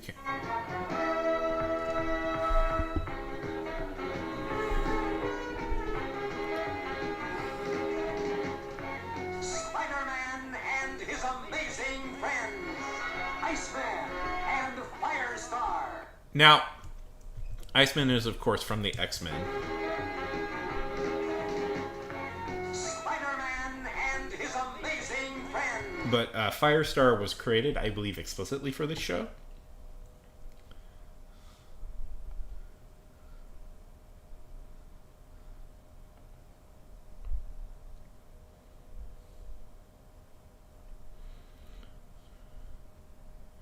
Which is... What? Fires. Did you? Yeah. Marvel seems to not particularly like this show because, Dan Slott, which is he's not my favorite. He's not my favorite creator, honestly. I killed her off, and which I thought was like a little bit like weird.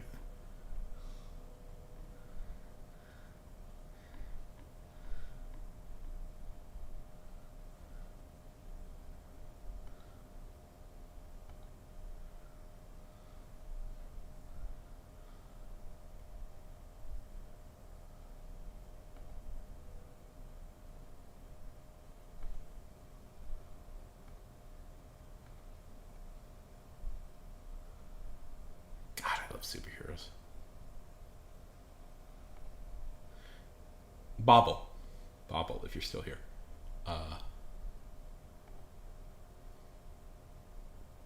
If you could be any superhero, who would it be? Yeah, she would make good. Yeah, I don't know if they would. Let's see. I'm just kind of looking at them. Ultimate Spider-Man. Did they? Spider-Man and His Amazing Friends. I have never heard of... What the heck? This is one I've never heard of. Oh, it's a preschool thing. It's a preschool thing. That's why I've never heard of it. Okay.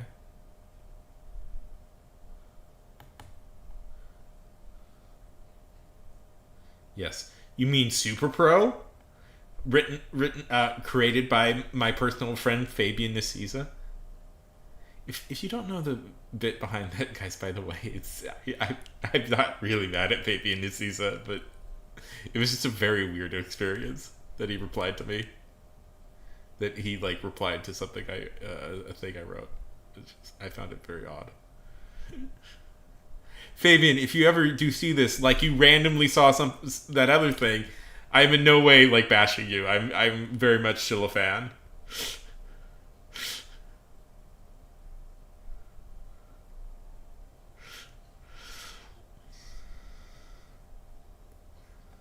Wait, what? There's a... When did this happen?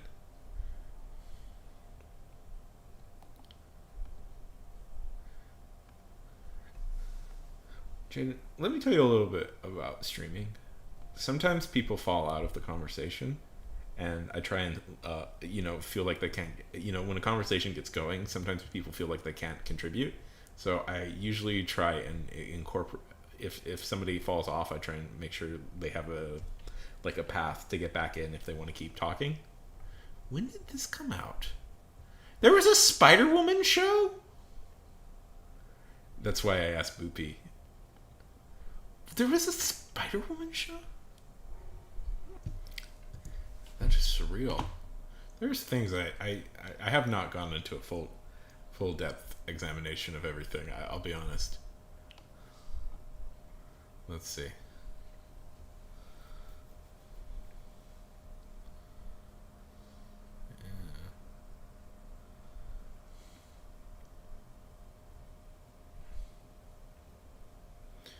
Oh, that show was so bad. If I could just for a very brief second, this was bad. This one was really bad. Hulk and the Agents of Smash sucked. I hate it. I hate being mean to it because Paul Dini developed it, and I love Paul Dini. But that sucked. It was so bad. I don't know. What's a good question? I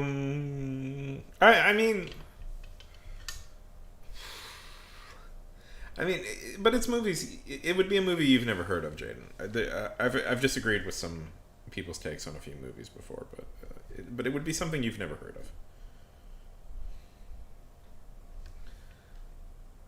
There's been a few times, like, there's been a few Oscar winners that I've like, oh, that sucked.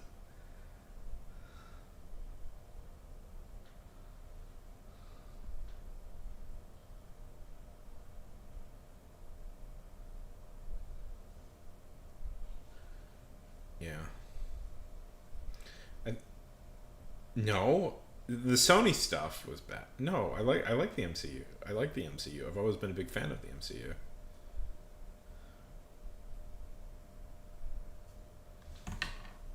I'm just looking at this stuff now, just because I'm having a little bit of fun, like doing.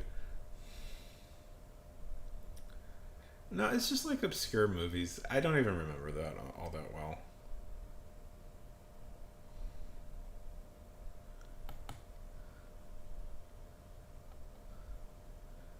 God, I loved this show, X-Men Evolution. That was fun. That was always such a fun show.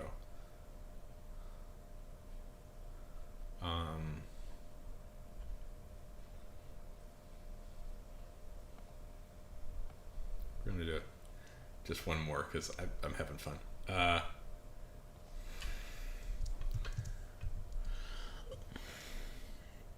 Let's see. This is probably one you nobody's ever heard of before. Hey Crow, how's it going? Do you know the Electric Company? Have you ever heard of the Electric Company? Yeah. No, I liked Avengers Assemble. I thought that was great. Agents of Smash sucks. How's it going, Crow? No, I liked Avengers Assemble. Ultimate Spider-Man I could give or take, but Smash sucked, which sucks because Paul Dini was responsible for that, and I really like Paul Dini. Paul Dini is one of the main architects of Batman the Animated Series, and to see him like strike out so hard with Hulk really bummed me out. Oh, that sucks, Crow.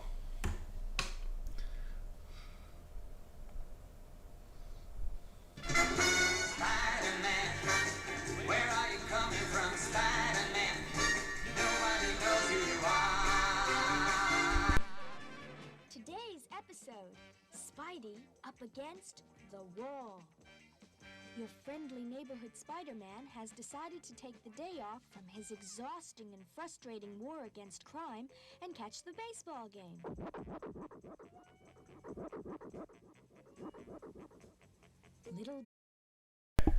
I'm sorry. I'm going to do this. I'm going to be this sort of person. Yes, canonically, I believe Spider-Man is always established as a Mets fan. And this is just another way Marvel makes him suffer. Spider-Man can never be happy, and Marvel always has to make him suffer.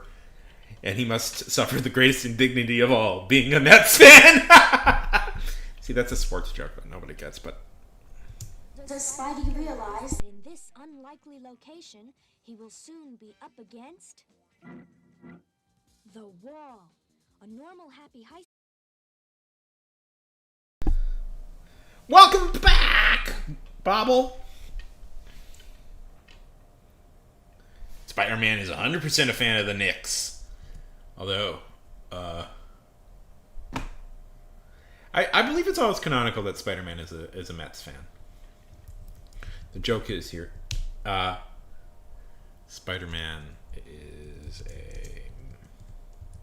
I will look at it in a sec. I believe Spider-Man is a Mets fan. Yes, Spider-Man has always canonically been a Mets fan. Yes, the greatest. Let me check. So the electric okay. Let's see, community. See, it doesn't it doesn't alert me. This is my problem a little bit with the community thing. YouTube won't alert me when there's something new going on. Oh, that's funny.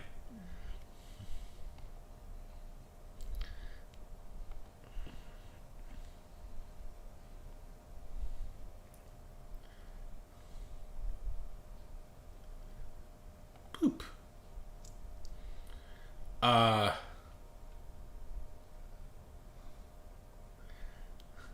I saw a video of yeah.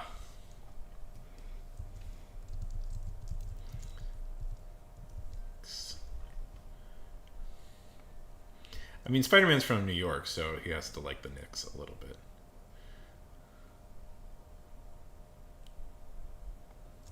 But The city's a lot more quiet tonight. Looks like everyone's watching the game right now, huh? Well, it's a good thing we're patrolling together. Right, Peter? Peter?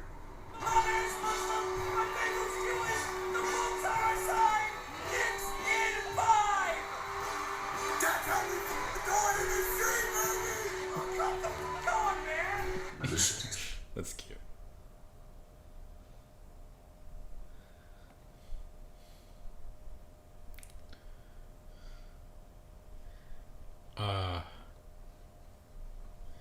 I like that Spider-Man is so specific.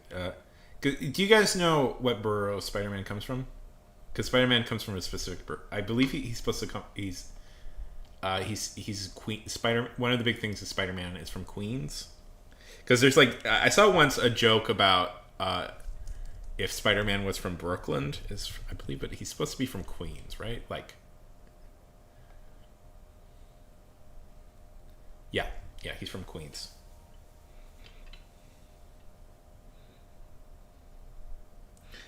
And that should annoy you. Yeah. Because I saw a video once of a guy doing a joke is, what if Spider... Okay, see you in a bit. See you. Is what if Spider-Man was from... See, okay, just a random digression. Not that I do these before. It bums me out that Marvel is moving out of New York. Because Marvel was always, such a New York company. All the original creators were from New York. The headquarters was in New York. Have you ever wondered why New York gets so many superheroes? It's because Marvel was located there. That's why. All the original guys are from New York. Kirby, Ditko, Stan, Larry Lieber. I mean, I've always been a big fan of Black Cat, but yeah. But I always go for the bat. No, I shouldn't make those jokes. But of course, because I am a cat. Anyways, but that bums me out. It was a very distinct. LA, have you ever? I've been thinking about this a lot. I guess I'm very energized right now, but I've been thinking about this a lot. Have you ever wondered why there's no West Coast superheroes? Oh, Jaden! Jaden, that reminds me. I saw something I was going to tell you about. I saw a thing I wanted to tell you about. I even took a...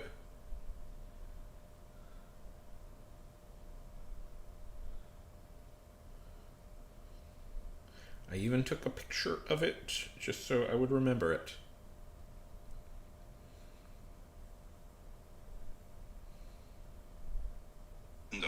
Were in the Odyssey, which reached... Oh, all the time. I did a nerd stream yesterday. I did an art stream yesterday. The only reason I'm doing writing streams right now is just because there's this story right here. The story right here is nearly finished, and I keep because it's an opportunity for you, Jaden. But I'll tell everybody about it. Okay, so publishing company wants to do. Somebody's putting out an anthology of superhero short stories. I'll tag you in the Discord.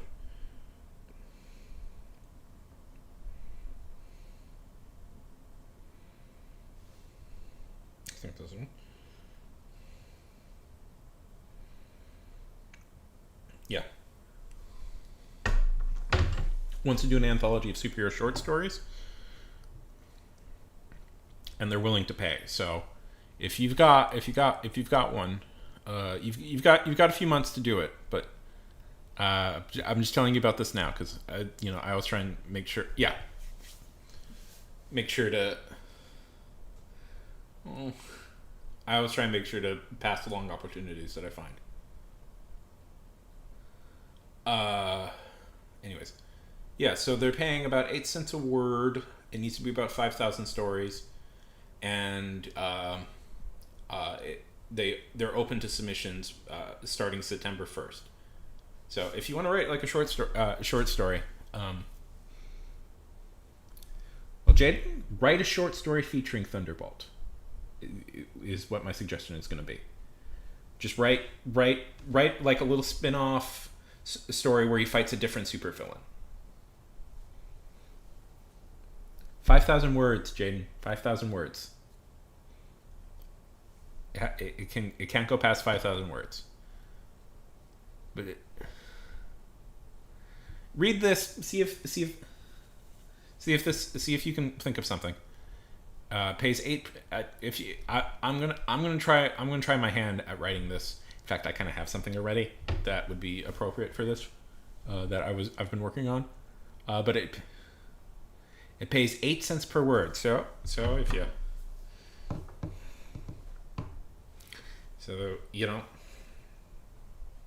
I would suggest trying to go for this. No, I don't. I'm actually allergic to cats. 8 cents times 5,000. Okay, what's that in dollars, man? You gotta tell me what that's in dollars. 30,000 cents is 400. That would be $400, Jaden. That would be $400 they would pay you. So if you want to write this, I will. If you want to write this and you want help editing this, I will help you edit it. Okay. You don't have to do it, Jaden, but I thought I would pass along this opportunity for you. Okay. Oh, just I look through stuff all the time, and I follow this publisher on Instagram. Yes. I don't have a cat. Sorry, Boop. I just wanted to make sure Jaden was aware of this, because this is a good opportunity. This would be a good opportunity. But read through this, see if you can get an idea. Well, I'm not sure. But I'm not sure. But I've gotten to start enjoying streaming again. I was not liking it for a while. I was kind of burnt out on doing it. But I don't know if you guys can tell. I'm actually really enjoying it again. So. I'm going to try and be more regular.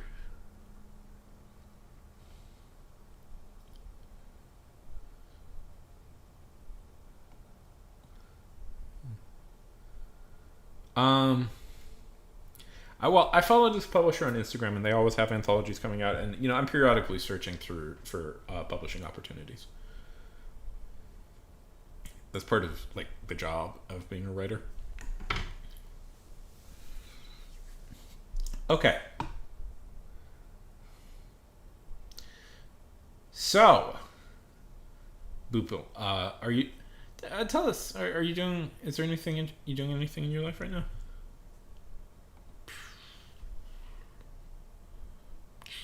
Okay.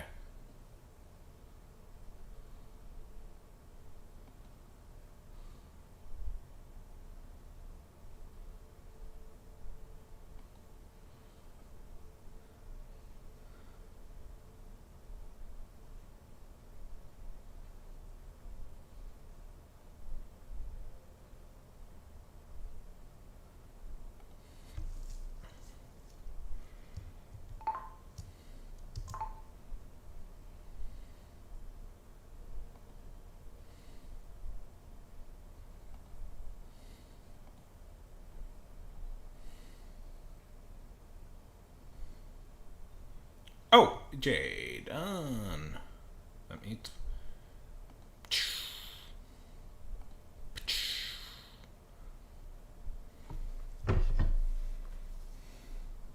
You've got till September. You've got till September. Let's say October 15th, if you want to do this, Jaden. So you have time. Don't worry. Don't worry. You have time. You have a bit of time. Don't worry. Open link.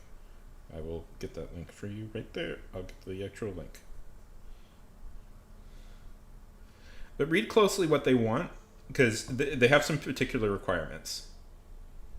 Read closely what they exactly want and see if you can do it. I have it linked in the Discord where you will submit it. If you have a phone, here's what I do, Jaden. I put it in my calendar. Why is your cat screaming? Does it enjoy? Is it jealous that you're looking at a different cat? Boofle.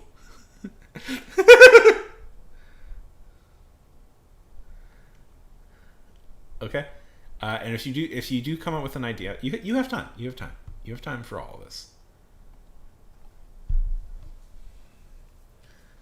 You don't, and again, you don't have to do it, Jaden. But I wanted you to know that there is opportunities like this, and I know you particularly love superheroes. So, which reminds me, I have a superhero thing I should be writing. That is right in line with all of this.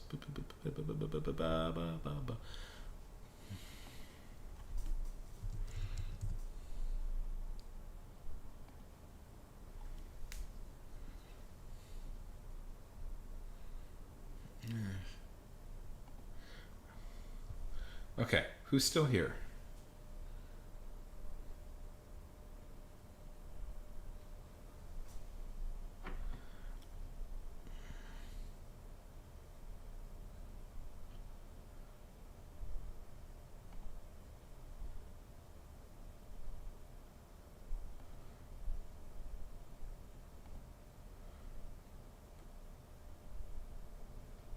No, that was incorrect.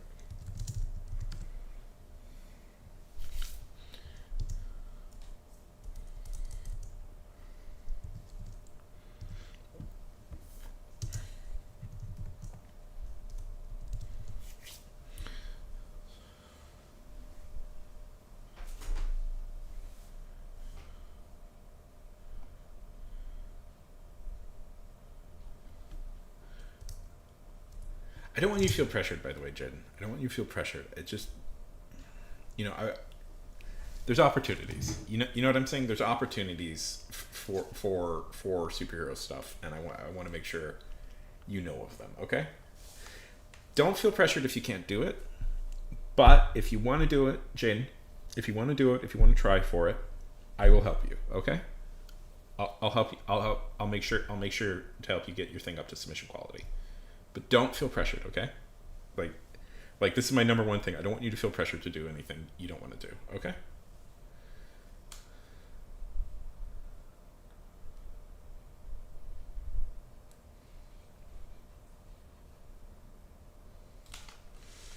Oh God, that would be.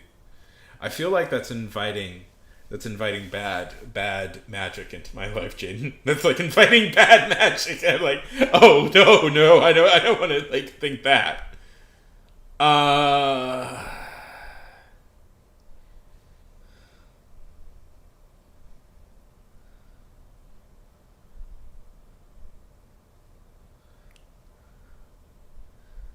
I always like the one my thing is I always like the one I'm working on right now, is always my favorite.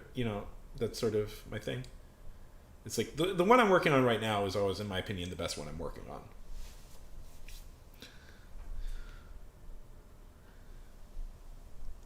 Let's see. Do you want me? Let's see.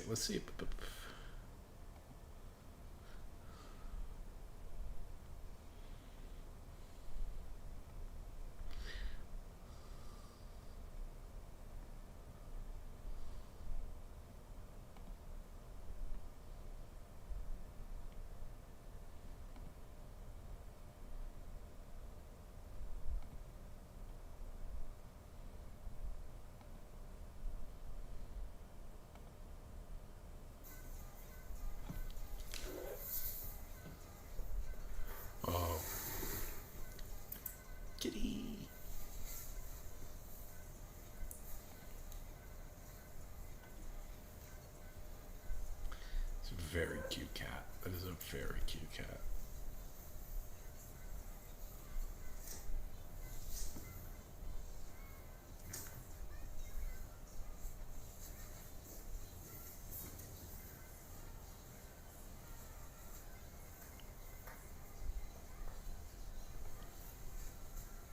What's your cat's name?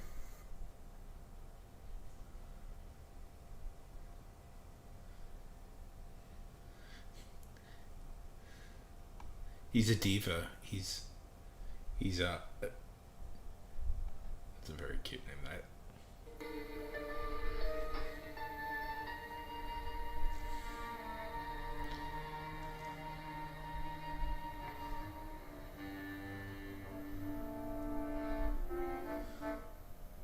yes, Spider-Man. Hide. Nobody can pick you out in your bright red tights. It perfectly blends in with the wall.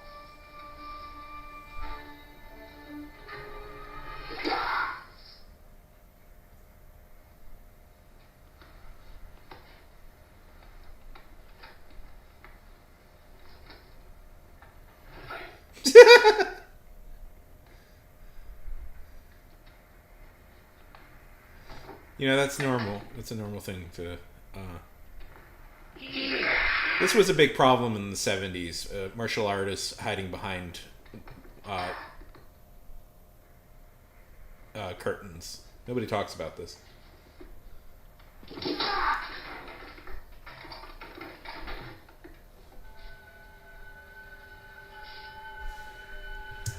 Okay, Jay!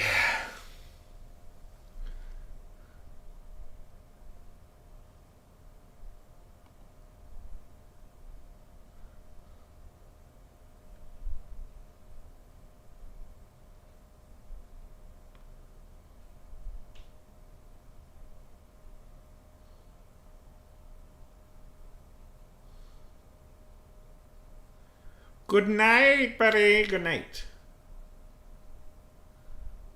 Okay.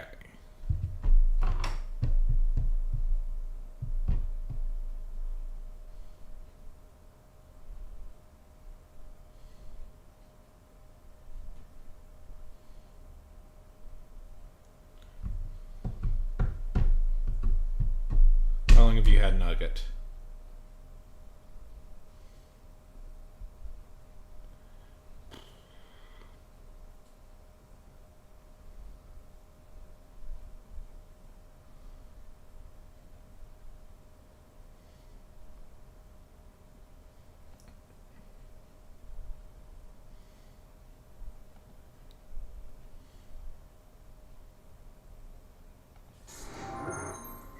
That's fast.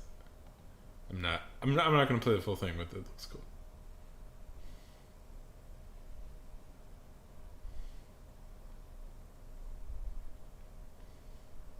So Boop, your favorite superhero is Spider-Man? That's a good one to have. I think every...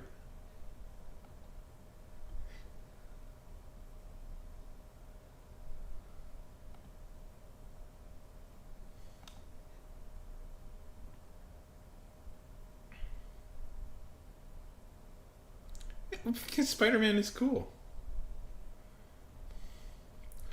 I mean, the reason people like Spider-Man is because Spider-Man is just like a normal guy. Well, not exactly a normal guy, but he's like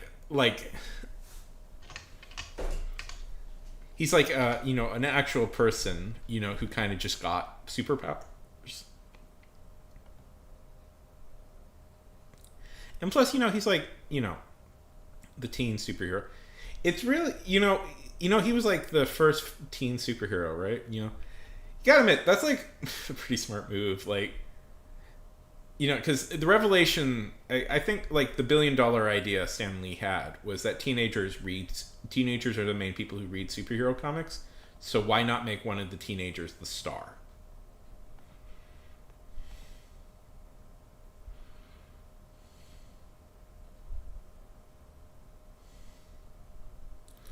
But yeah. And yeah, legitimately the other big thing is like Spider-Man, like the way he moves is fun. Like, that is a fun way to, like, go through the city. Like, I always think, like...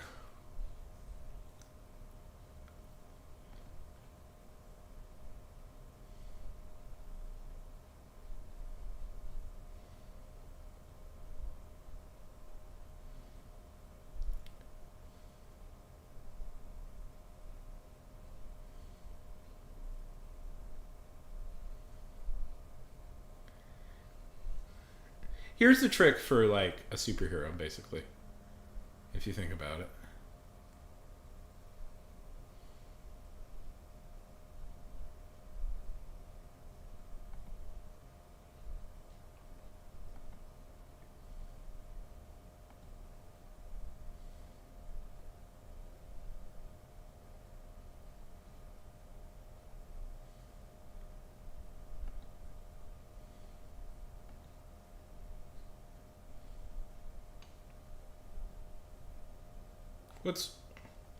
What's that? What is that? I've never heard of that. I've never heard that, Kimberly.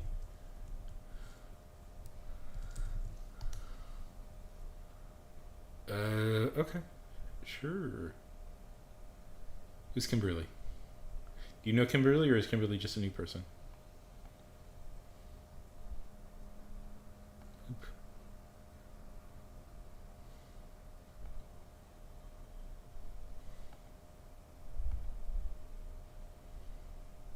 Be shocked with how old I am.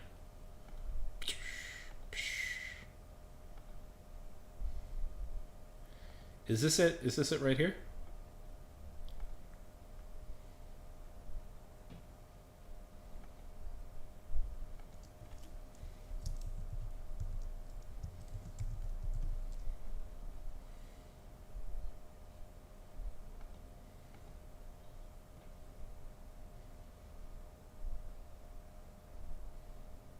Okay, we can play a little bit of this.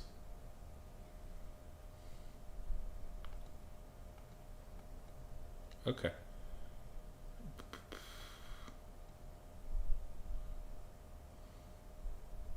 What do you want to play?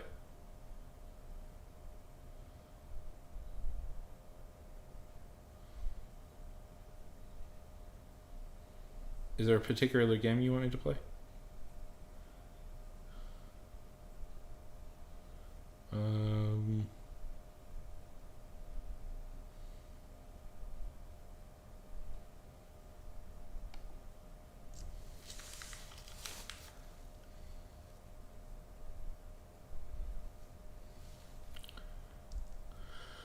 What? Okay. I mean, well, we should just do something fun. That we would all know. Let's just do trivia. General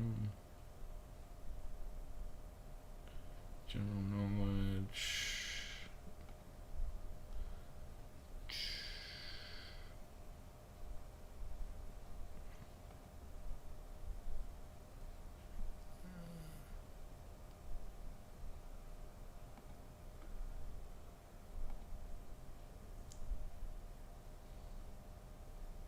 Okay.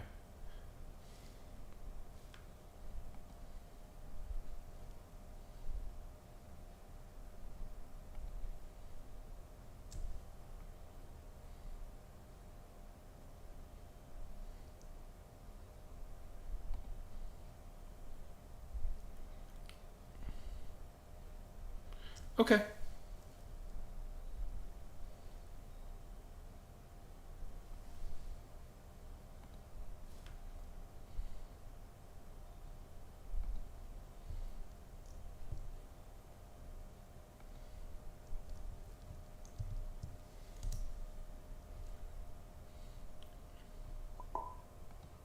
Where are we? Where? There it is.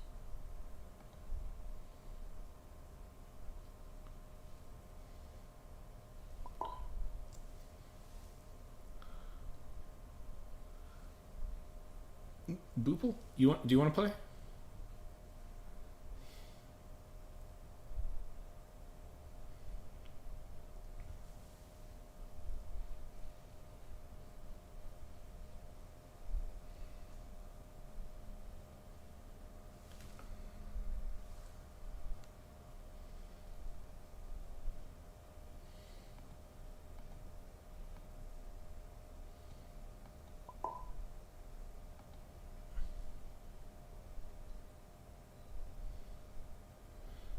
We'll get Boop.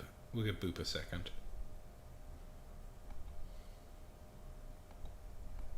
I'm just gonna close some of these windows down because we don't need them.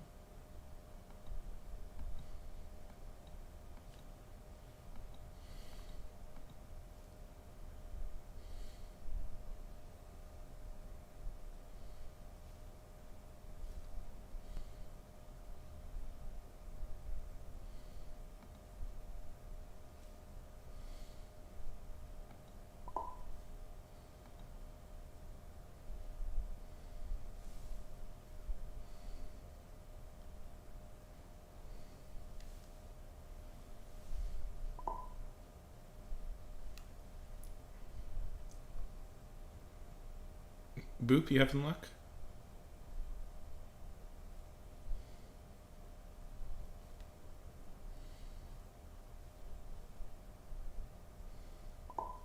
There we go. Okay.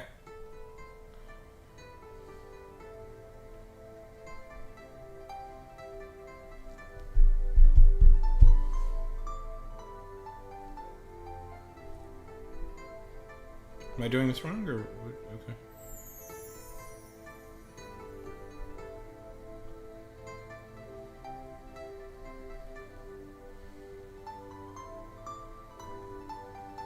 Oh, okay. Why is this not popping up for me? Did I screw something up or?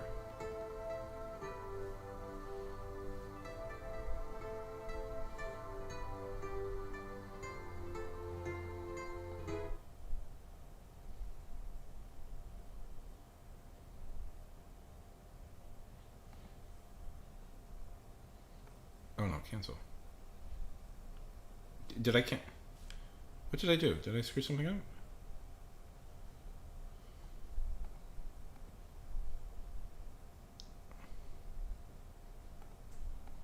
I don't. Do I have to turn off ad blocker? Is this what? This page.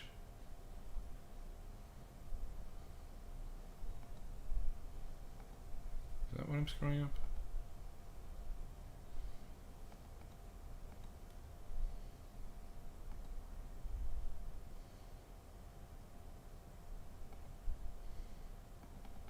I don't see any. I don't know what I'm screwing up in. Why am I not seeing anything?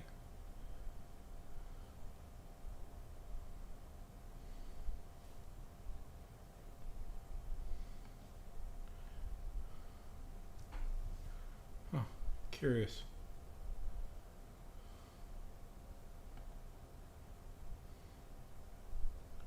I just.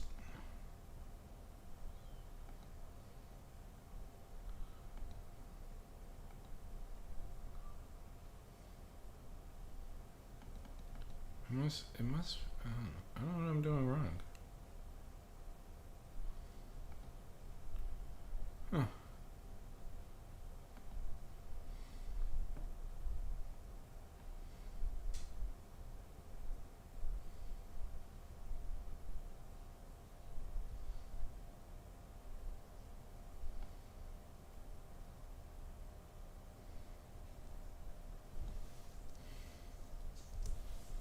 I mean, do you guys want to play like?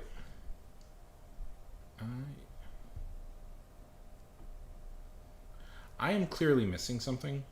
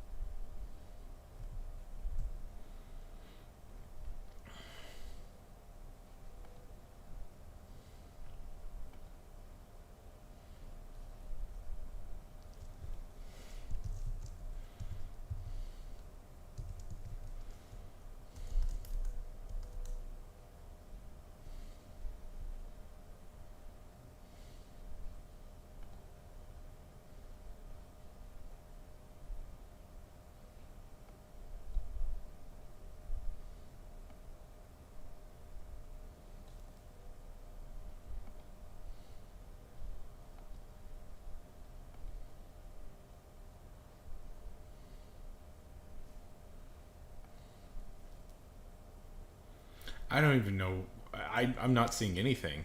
I thought this was like a quiz or something.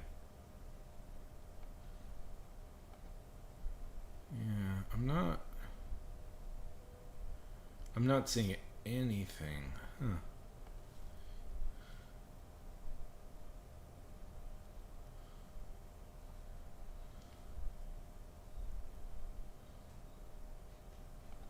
Let's see. Let me just. Okay. I just want to see how it works. Okay, let's host a game.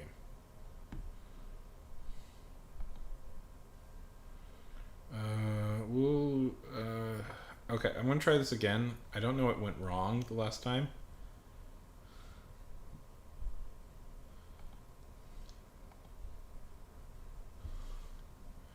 Okay, we'll try this again. See if this works.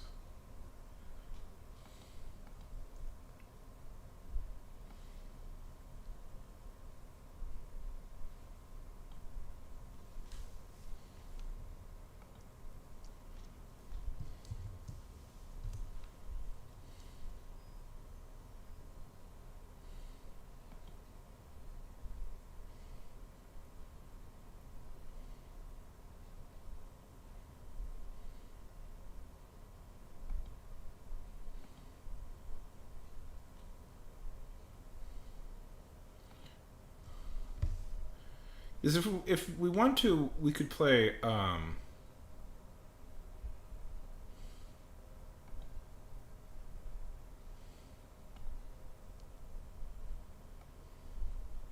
Pitifully or Pip.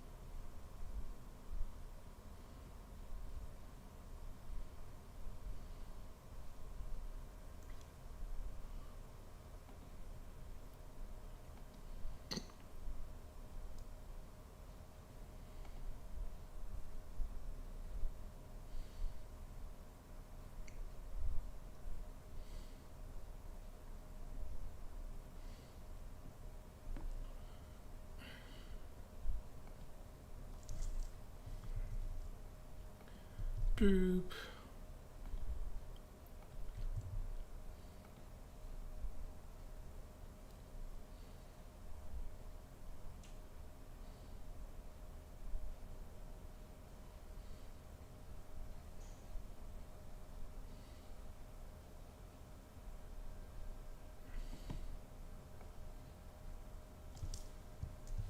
I hadn't heard that. What?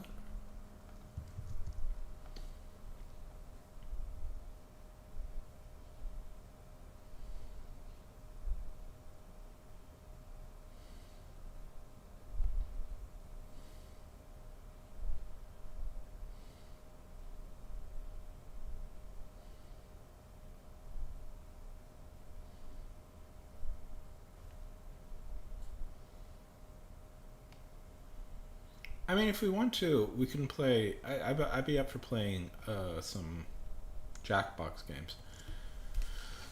But we should. I'm gonna try and get some writing done. Okay. I mean, feel free to talk, but I'm gonna try and get some writing done.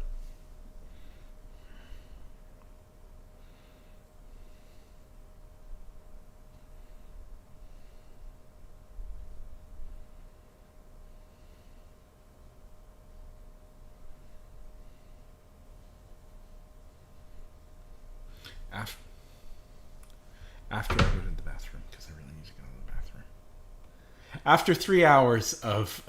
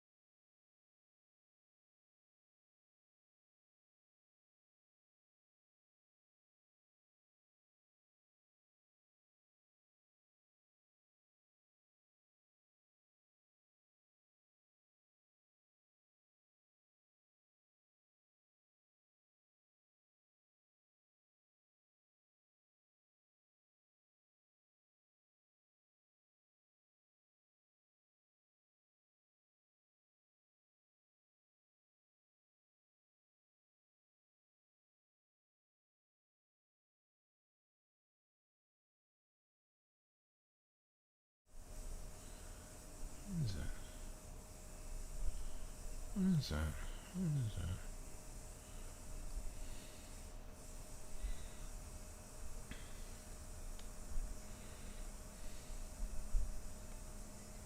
What is that? What is that little thing? What is that? What is that?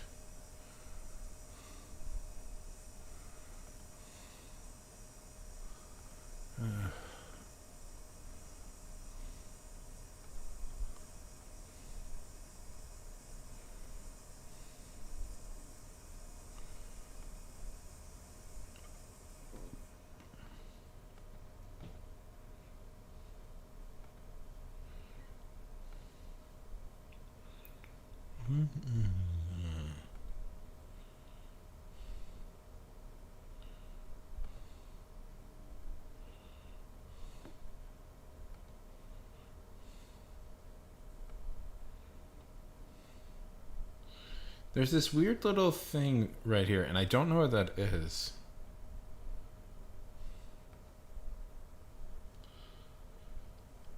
It is a kitty. Hey, how's it going? Hi, hey, darling. How's it going? There's some weird little thing right here, and I don't know what it is, but Ugh. How's it going, Dar? I don't know what that is. This feels like I need to, like, okay.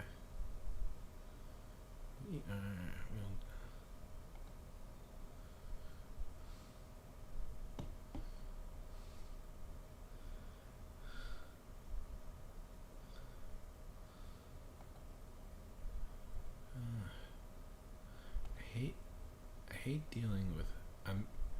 How's it going? Okay.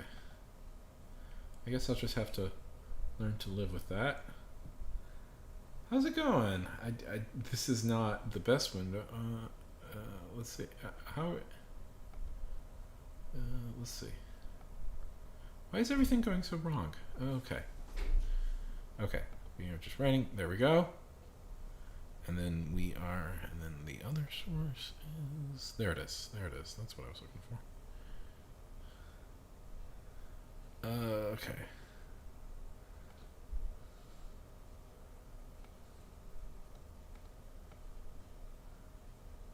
Oh, that's what that is. Okay. It's just weirdly placed. Okay, that makes sense. VR writing. I have like a lot of versions of this window. One of them is the right one.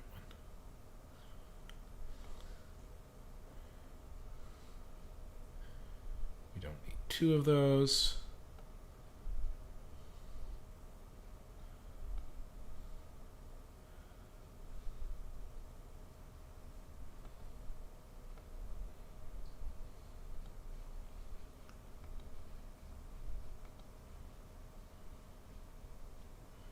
This would be right about here. Welcome. How's it going? What? Hope you're doing good. There we go. Yeah, that works. That works. Okay. But now the vertical is probably all screwed up, right? Oh no, looks fine. Okay, good. Sorry about that. That was just me being a little bit nitpicky. That was just me being a little bit nitpicky, and like I needed to clean it up just a little bit.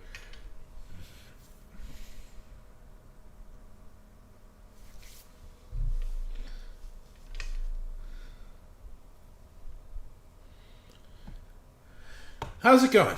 How's it going, darling? Okay. Okay, I'm gonna put some music on.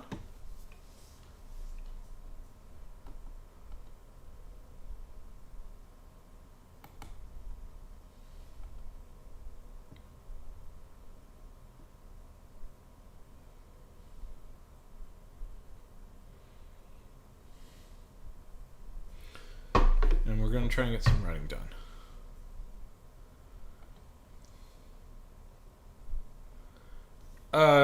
Let's see.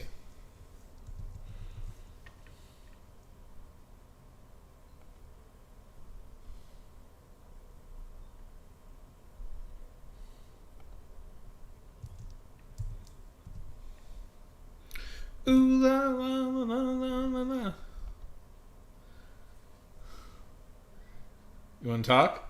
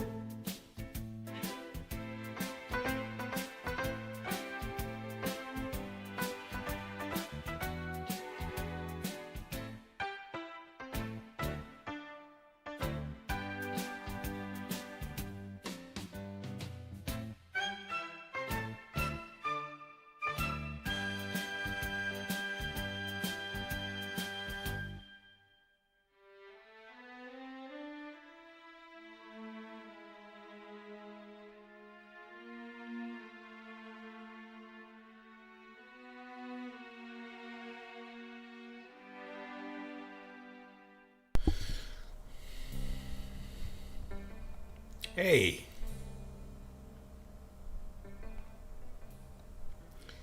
Oh boy, I don't like listening to myself. It's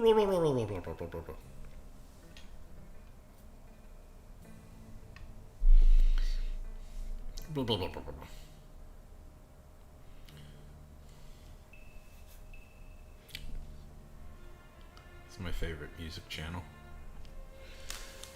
It's my favorite music channel, by the way.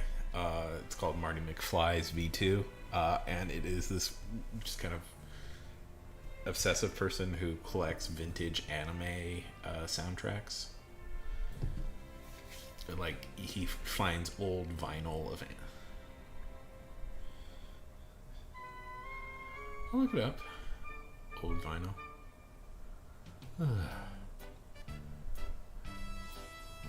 Yeah, so it's like he has like all these like, yeah, it's cool.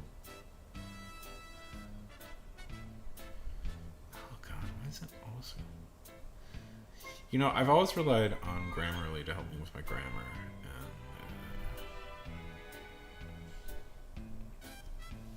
It's gotten so bad lately.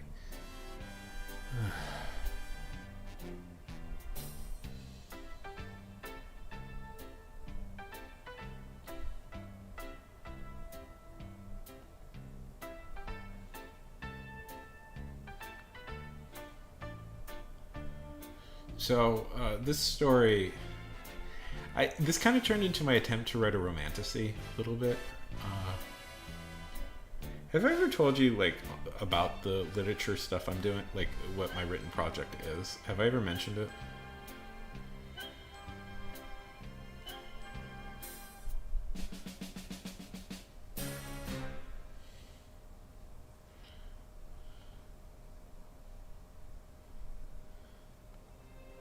What the writing is? So, this story... so the main bunch of stories I've been working on for like the last 3 years really is about a character called Luna the Skull Queen, and she is a orc who's a professional wrestler. That's like her main job.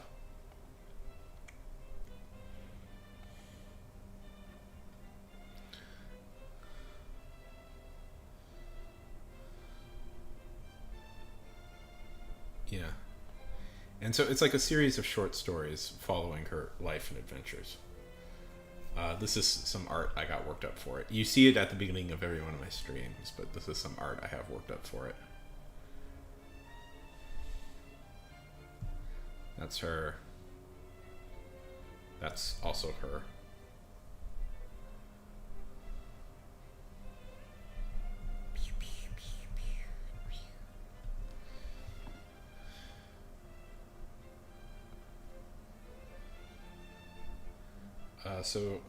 And the plan is for this to be a series of short stories following her life and adventures through different,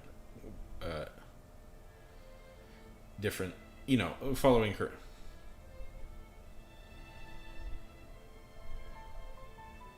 Right. I should be clear. I didn't do this. I hired a much better artist to do this. But isn't that good? Yeah. I spent a lot of time really like thinking about how to get this right, and I eventually like realized, and I just like this idea of so I hired somebody to do, like a really talented artist to do this, but like I came up with like how the drawing works by the way. I designed the cover, but the much better artist drew it. But I liked this idea. So the idea I find it took me forever. I kept thinking about it. So the way I wanted it done was I wanted the ropes to be here. So, and I wanted it to draw them to draw your eye to her. Because if you know some very basic design philosophy is this: human beings look at pictures from left to right. So nobody's quite sure why we do it. Some people think it has something to do with the way we read, but they always start right about here and will go to here. So good design philosophy is about how to play with that idea. So what I wanted was the ropes. I wanted the ropes to start here where the eye goes, and naturally you follow her to here where she's sitting down. You follow here to where she's sitting down, and your eyes always end up resting here. So yeah, I thought about this a lot, and so we could put the title here and here. Anyways, yeah, right. It's not bad, and this is just a good picture, I think. So this is meant to be the front cover, and this will be the back cover when finally this collection comes out.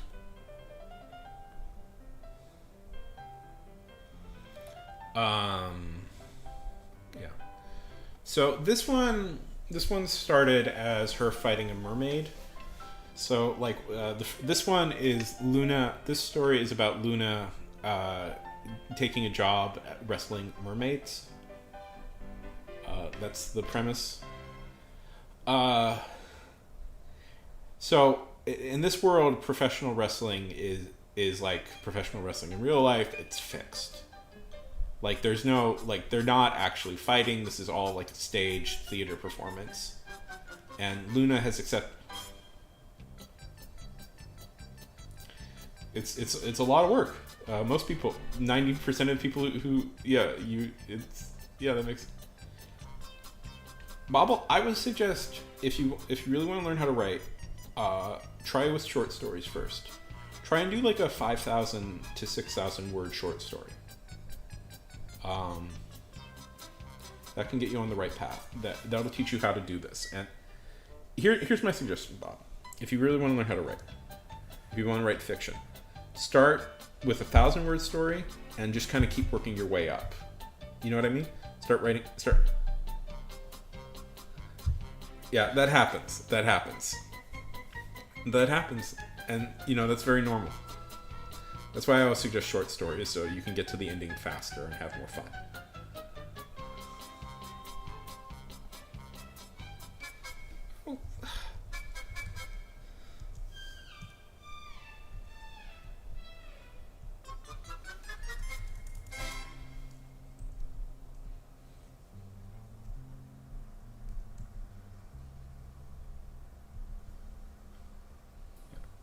So anyways, this story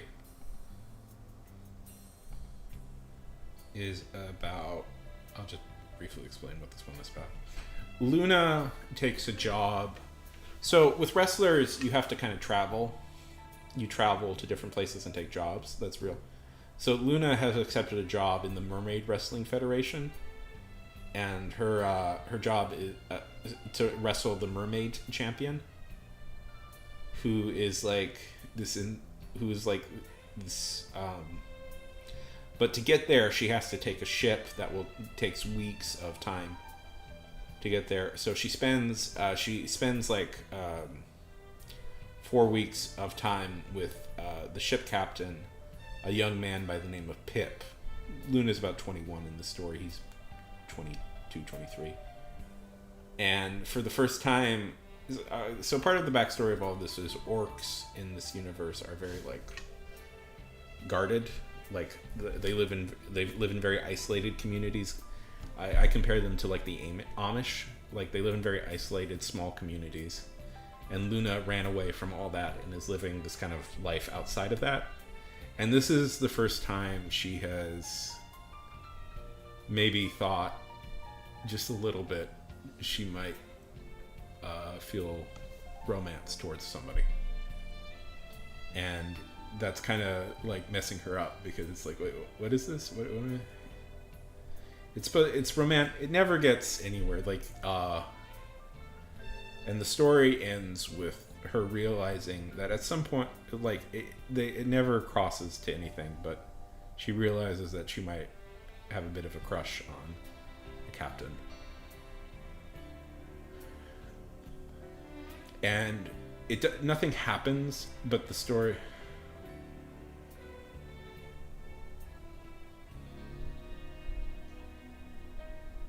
is that she realizes that maybe she's more open to things than she could be.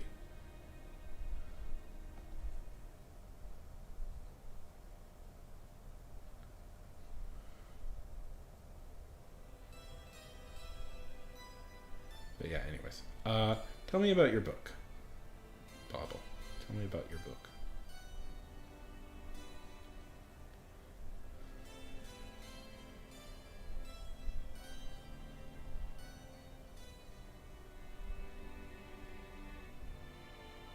I hope people like it.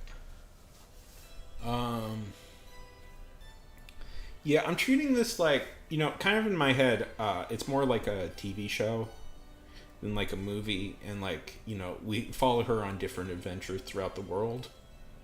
I compare it to like Conan the Barbarian, but my real comparison is Samurai Jack.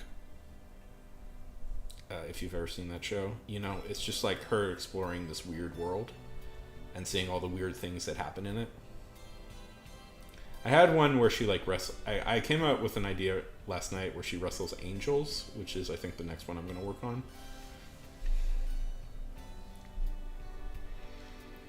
And it's like kind of the inverse of this is like she has to parachute in or something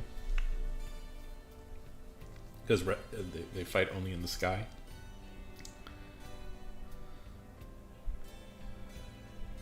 Oh, stop.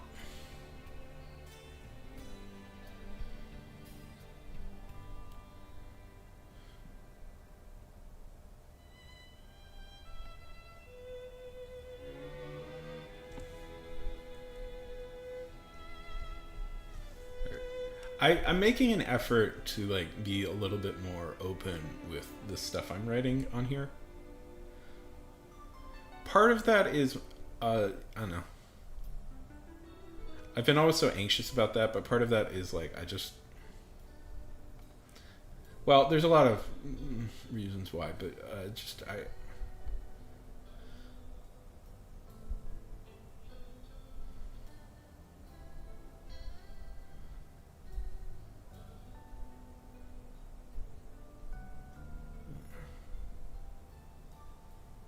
I want people to like be interested in the things I'm writing. Okay.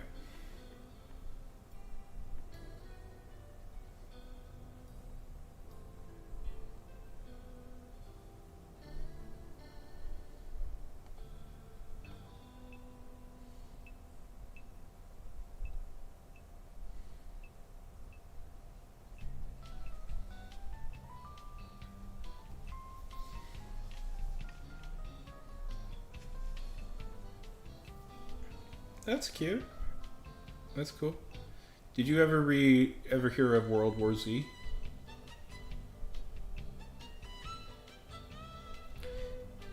Is it like zombies were affected, but they have to smile? Actually, that's kind of a cool. That's actually a really cool idea. Was it like infecting them so they have to be perpetually smiley and happy? That's cool.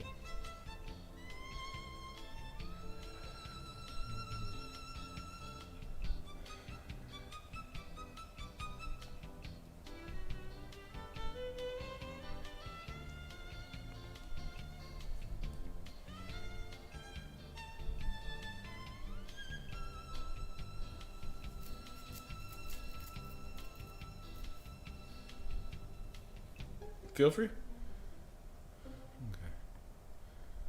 Okay. I was rereading this and I was like, this conversation's a bit long, but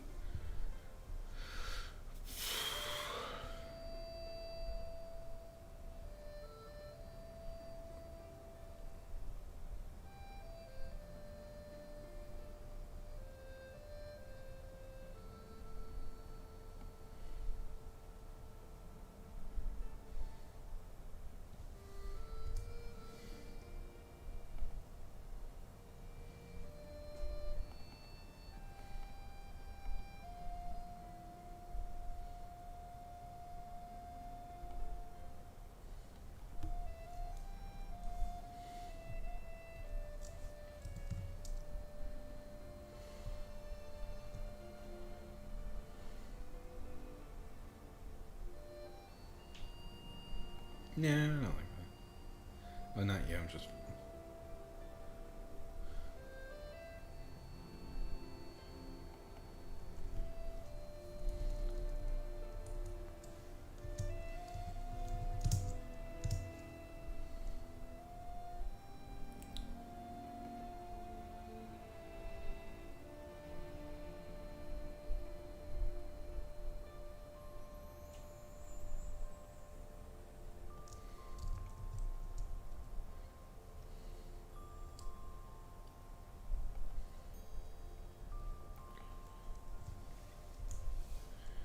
See, I use, one of the things you have to do is, like, for me at least, is I have a tendency to be a little rambly. I could, instead of using 5 words, 1 word I use 5. And that one part of my editing is always trying to, like, find simpler ways to say stuff.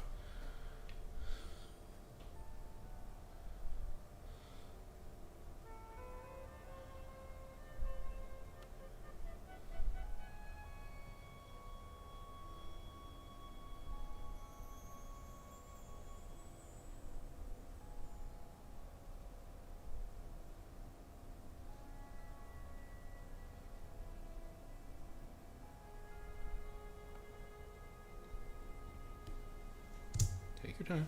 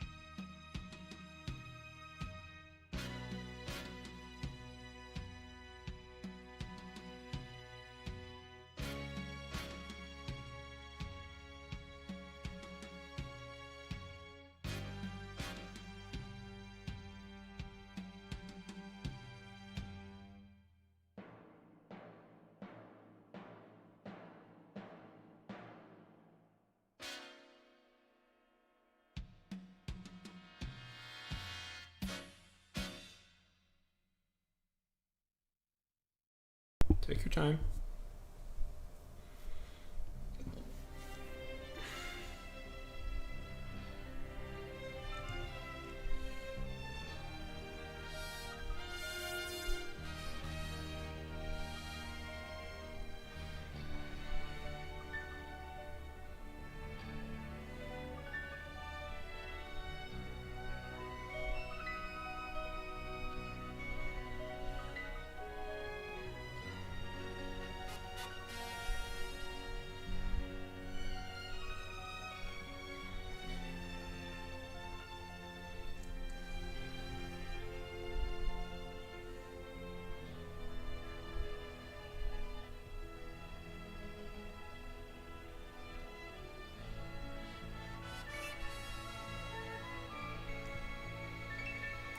Okay.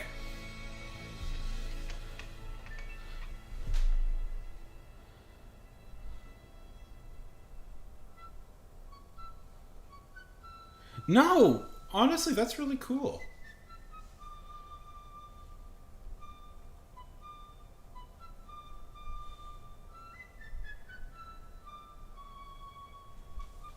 Have you tried like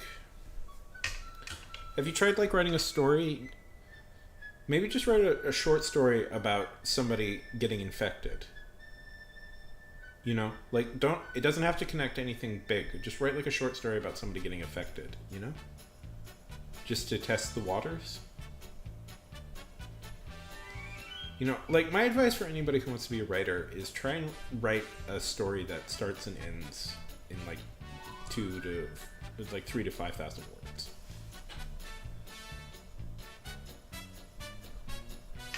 Oh. Have you thought about going back to? Can I ask where you stopped off in the book exactly? Like what was causing the problem?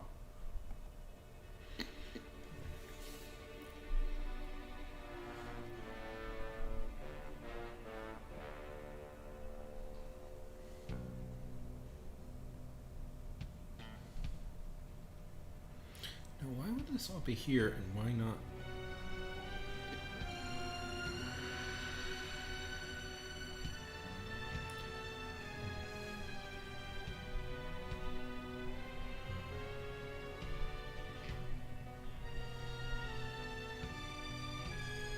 You know, this whole scene.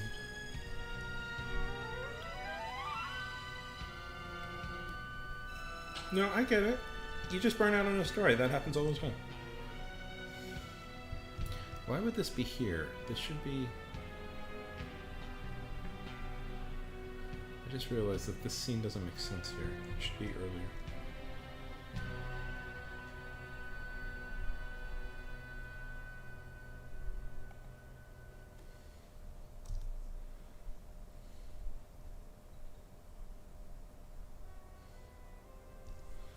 I mean, have you ever thought about trying to go back to it?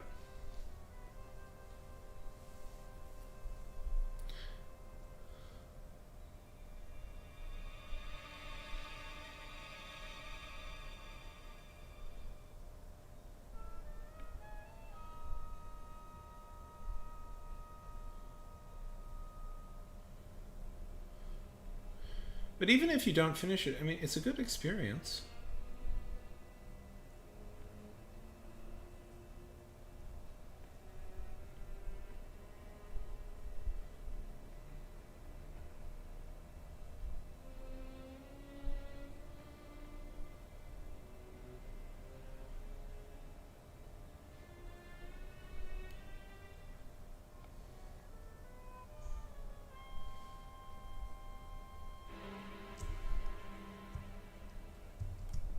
No, it should be. It should be after. It should be after. I know where it should be.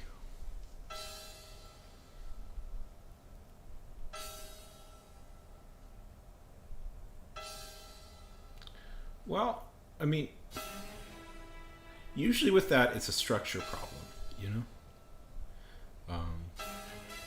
I mean, if we want, I could show you how to think in, you know, a lot of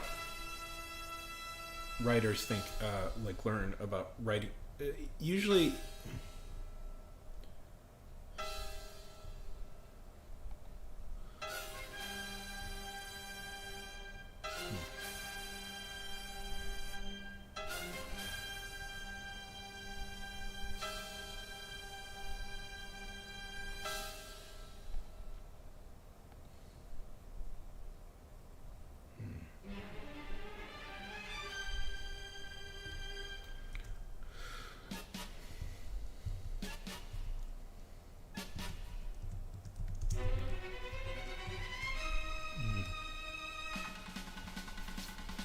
Okay, so usually what happens is, if I could give you some advice, usually what people struggle with is moving from Act 1 to Act 2. So, setting up things is very easy.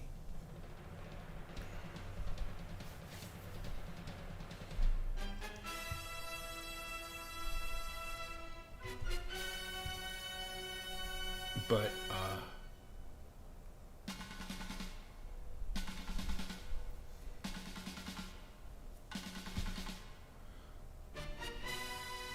getting to the center of the story is very difficult. Is this, does this make sense?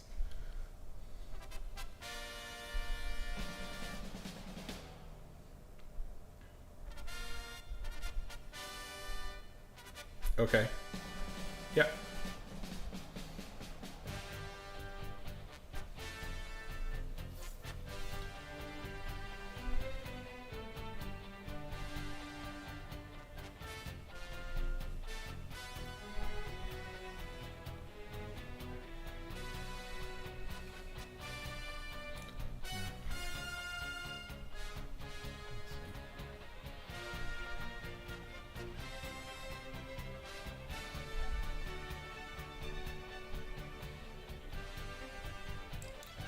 See, this is... I'm just...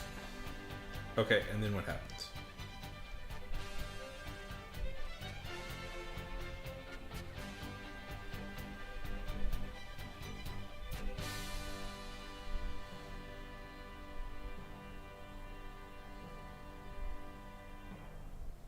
Why would I not include...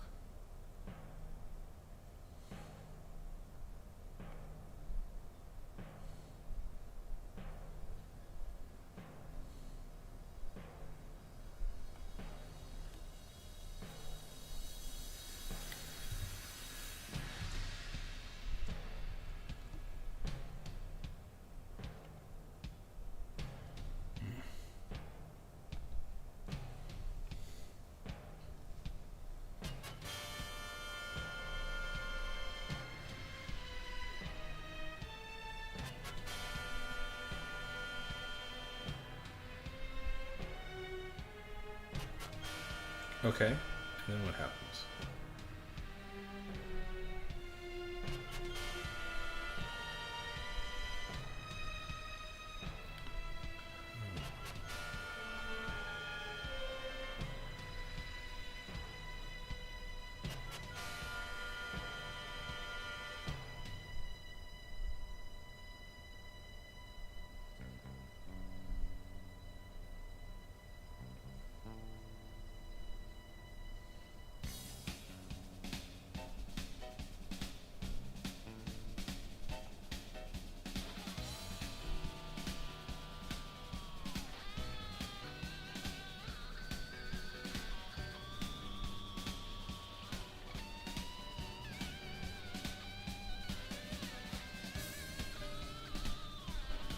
I mean, that kind of feels like the end of the story to me.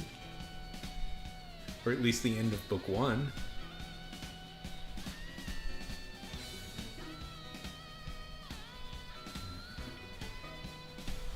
This thing is a mess. This chapter right here is a mess.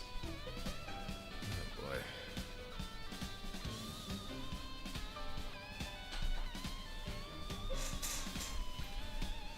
Oh boy, this chapter here is a whole big mess.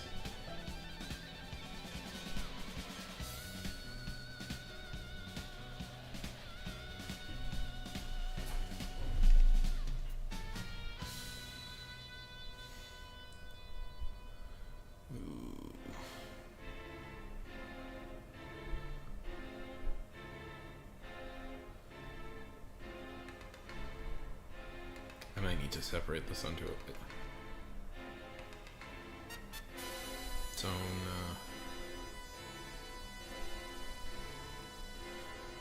Okay, what was supposed to happen?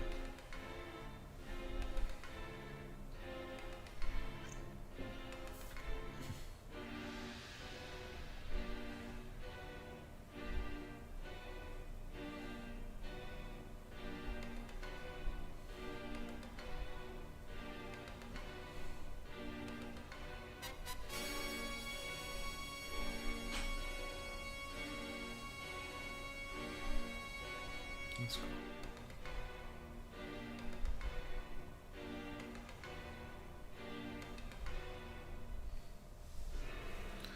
This whole chapter is a flippin' mess.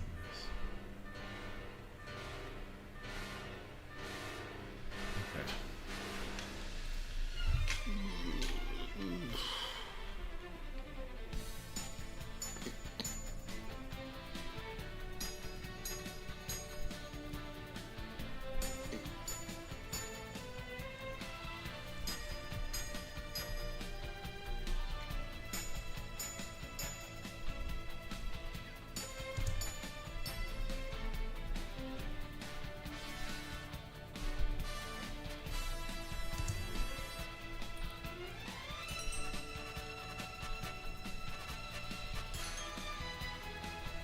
Go on.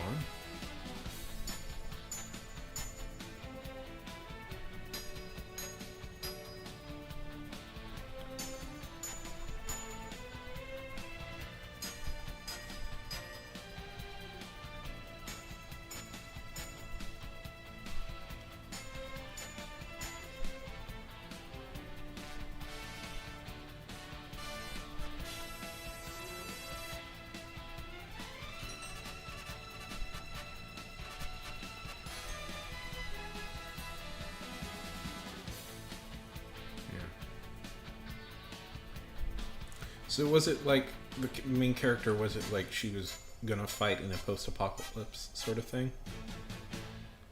Because it sounds like a few things. One, you have a main character who's immune to the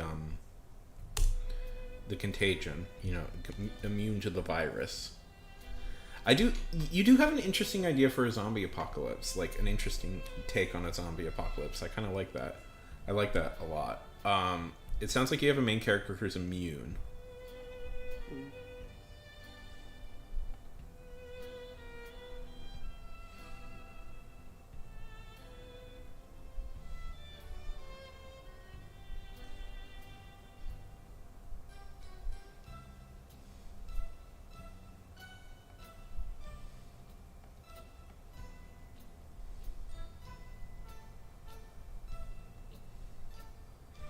So maybe like she tries to get to a place that has an immunity.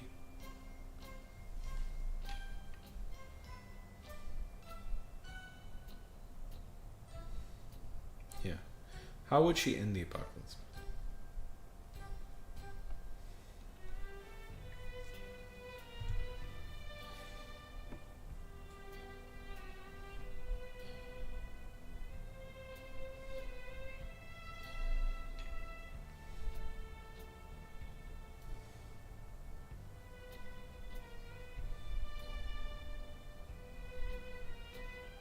Well, you're the writer, though.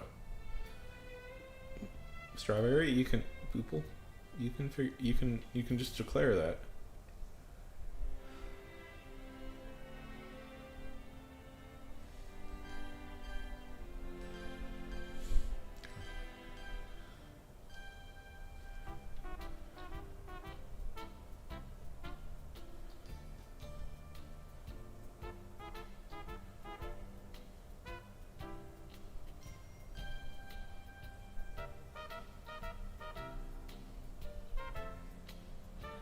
This whole chapter is a freaking mess.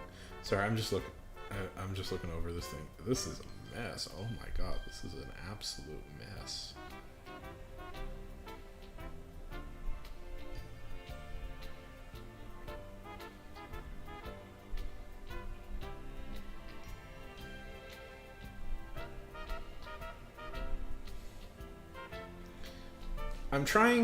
The problem with this is I'm trying to put get a lot of character development done really quickly with this. You know, I'm trying to get all the themes I wanted figured out.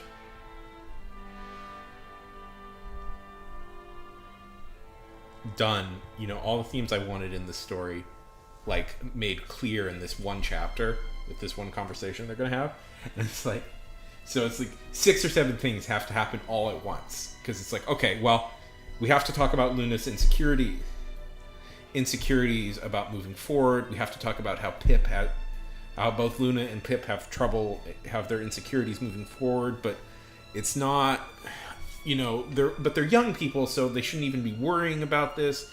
And kind of Luna realizes that she has these romantic feelings for Pip, but Pip is not going to be,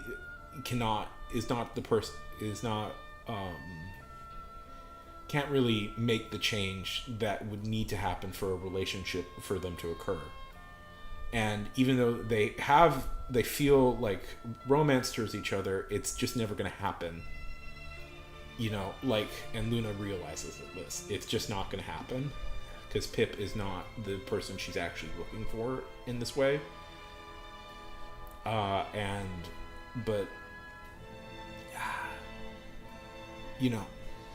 Because we get into this whole thing. It's her birthday.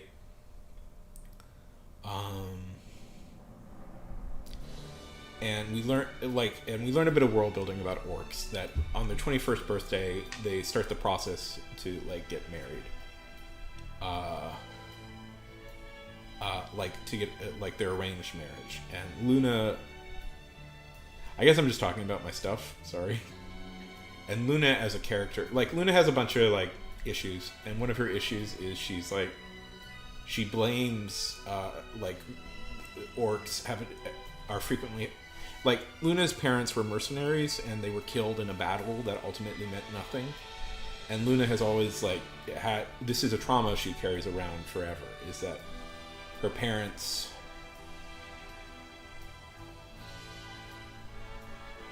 Okay, sure. I guess I'm just gonna keep talking. But Strawberry, it's really good. It's really good to see you. I'm really happy to see you. You're one of the favorites around here, so if you ever, feel free to pop by.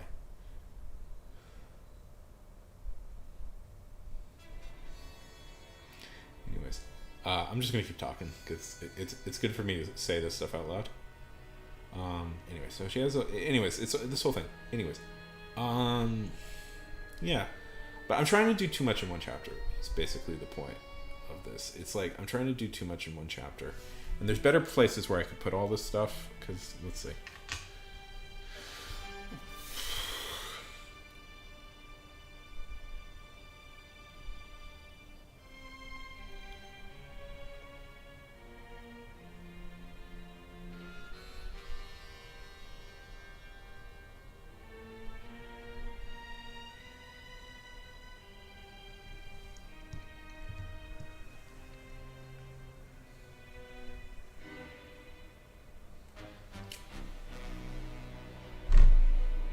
I see that. Okay. Okay, so this needs to go. I know where to put this.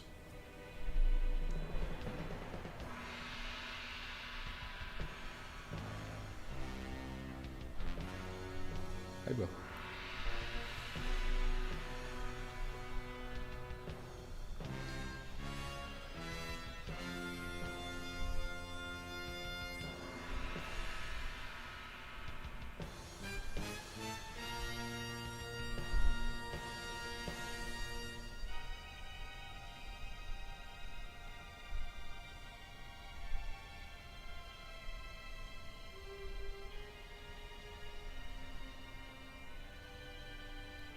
I'm going to transfer this whole chapter to another document because it needs to be totally reworked.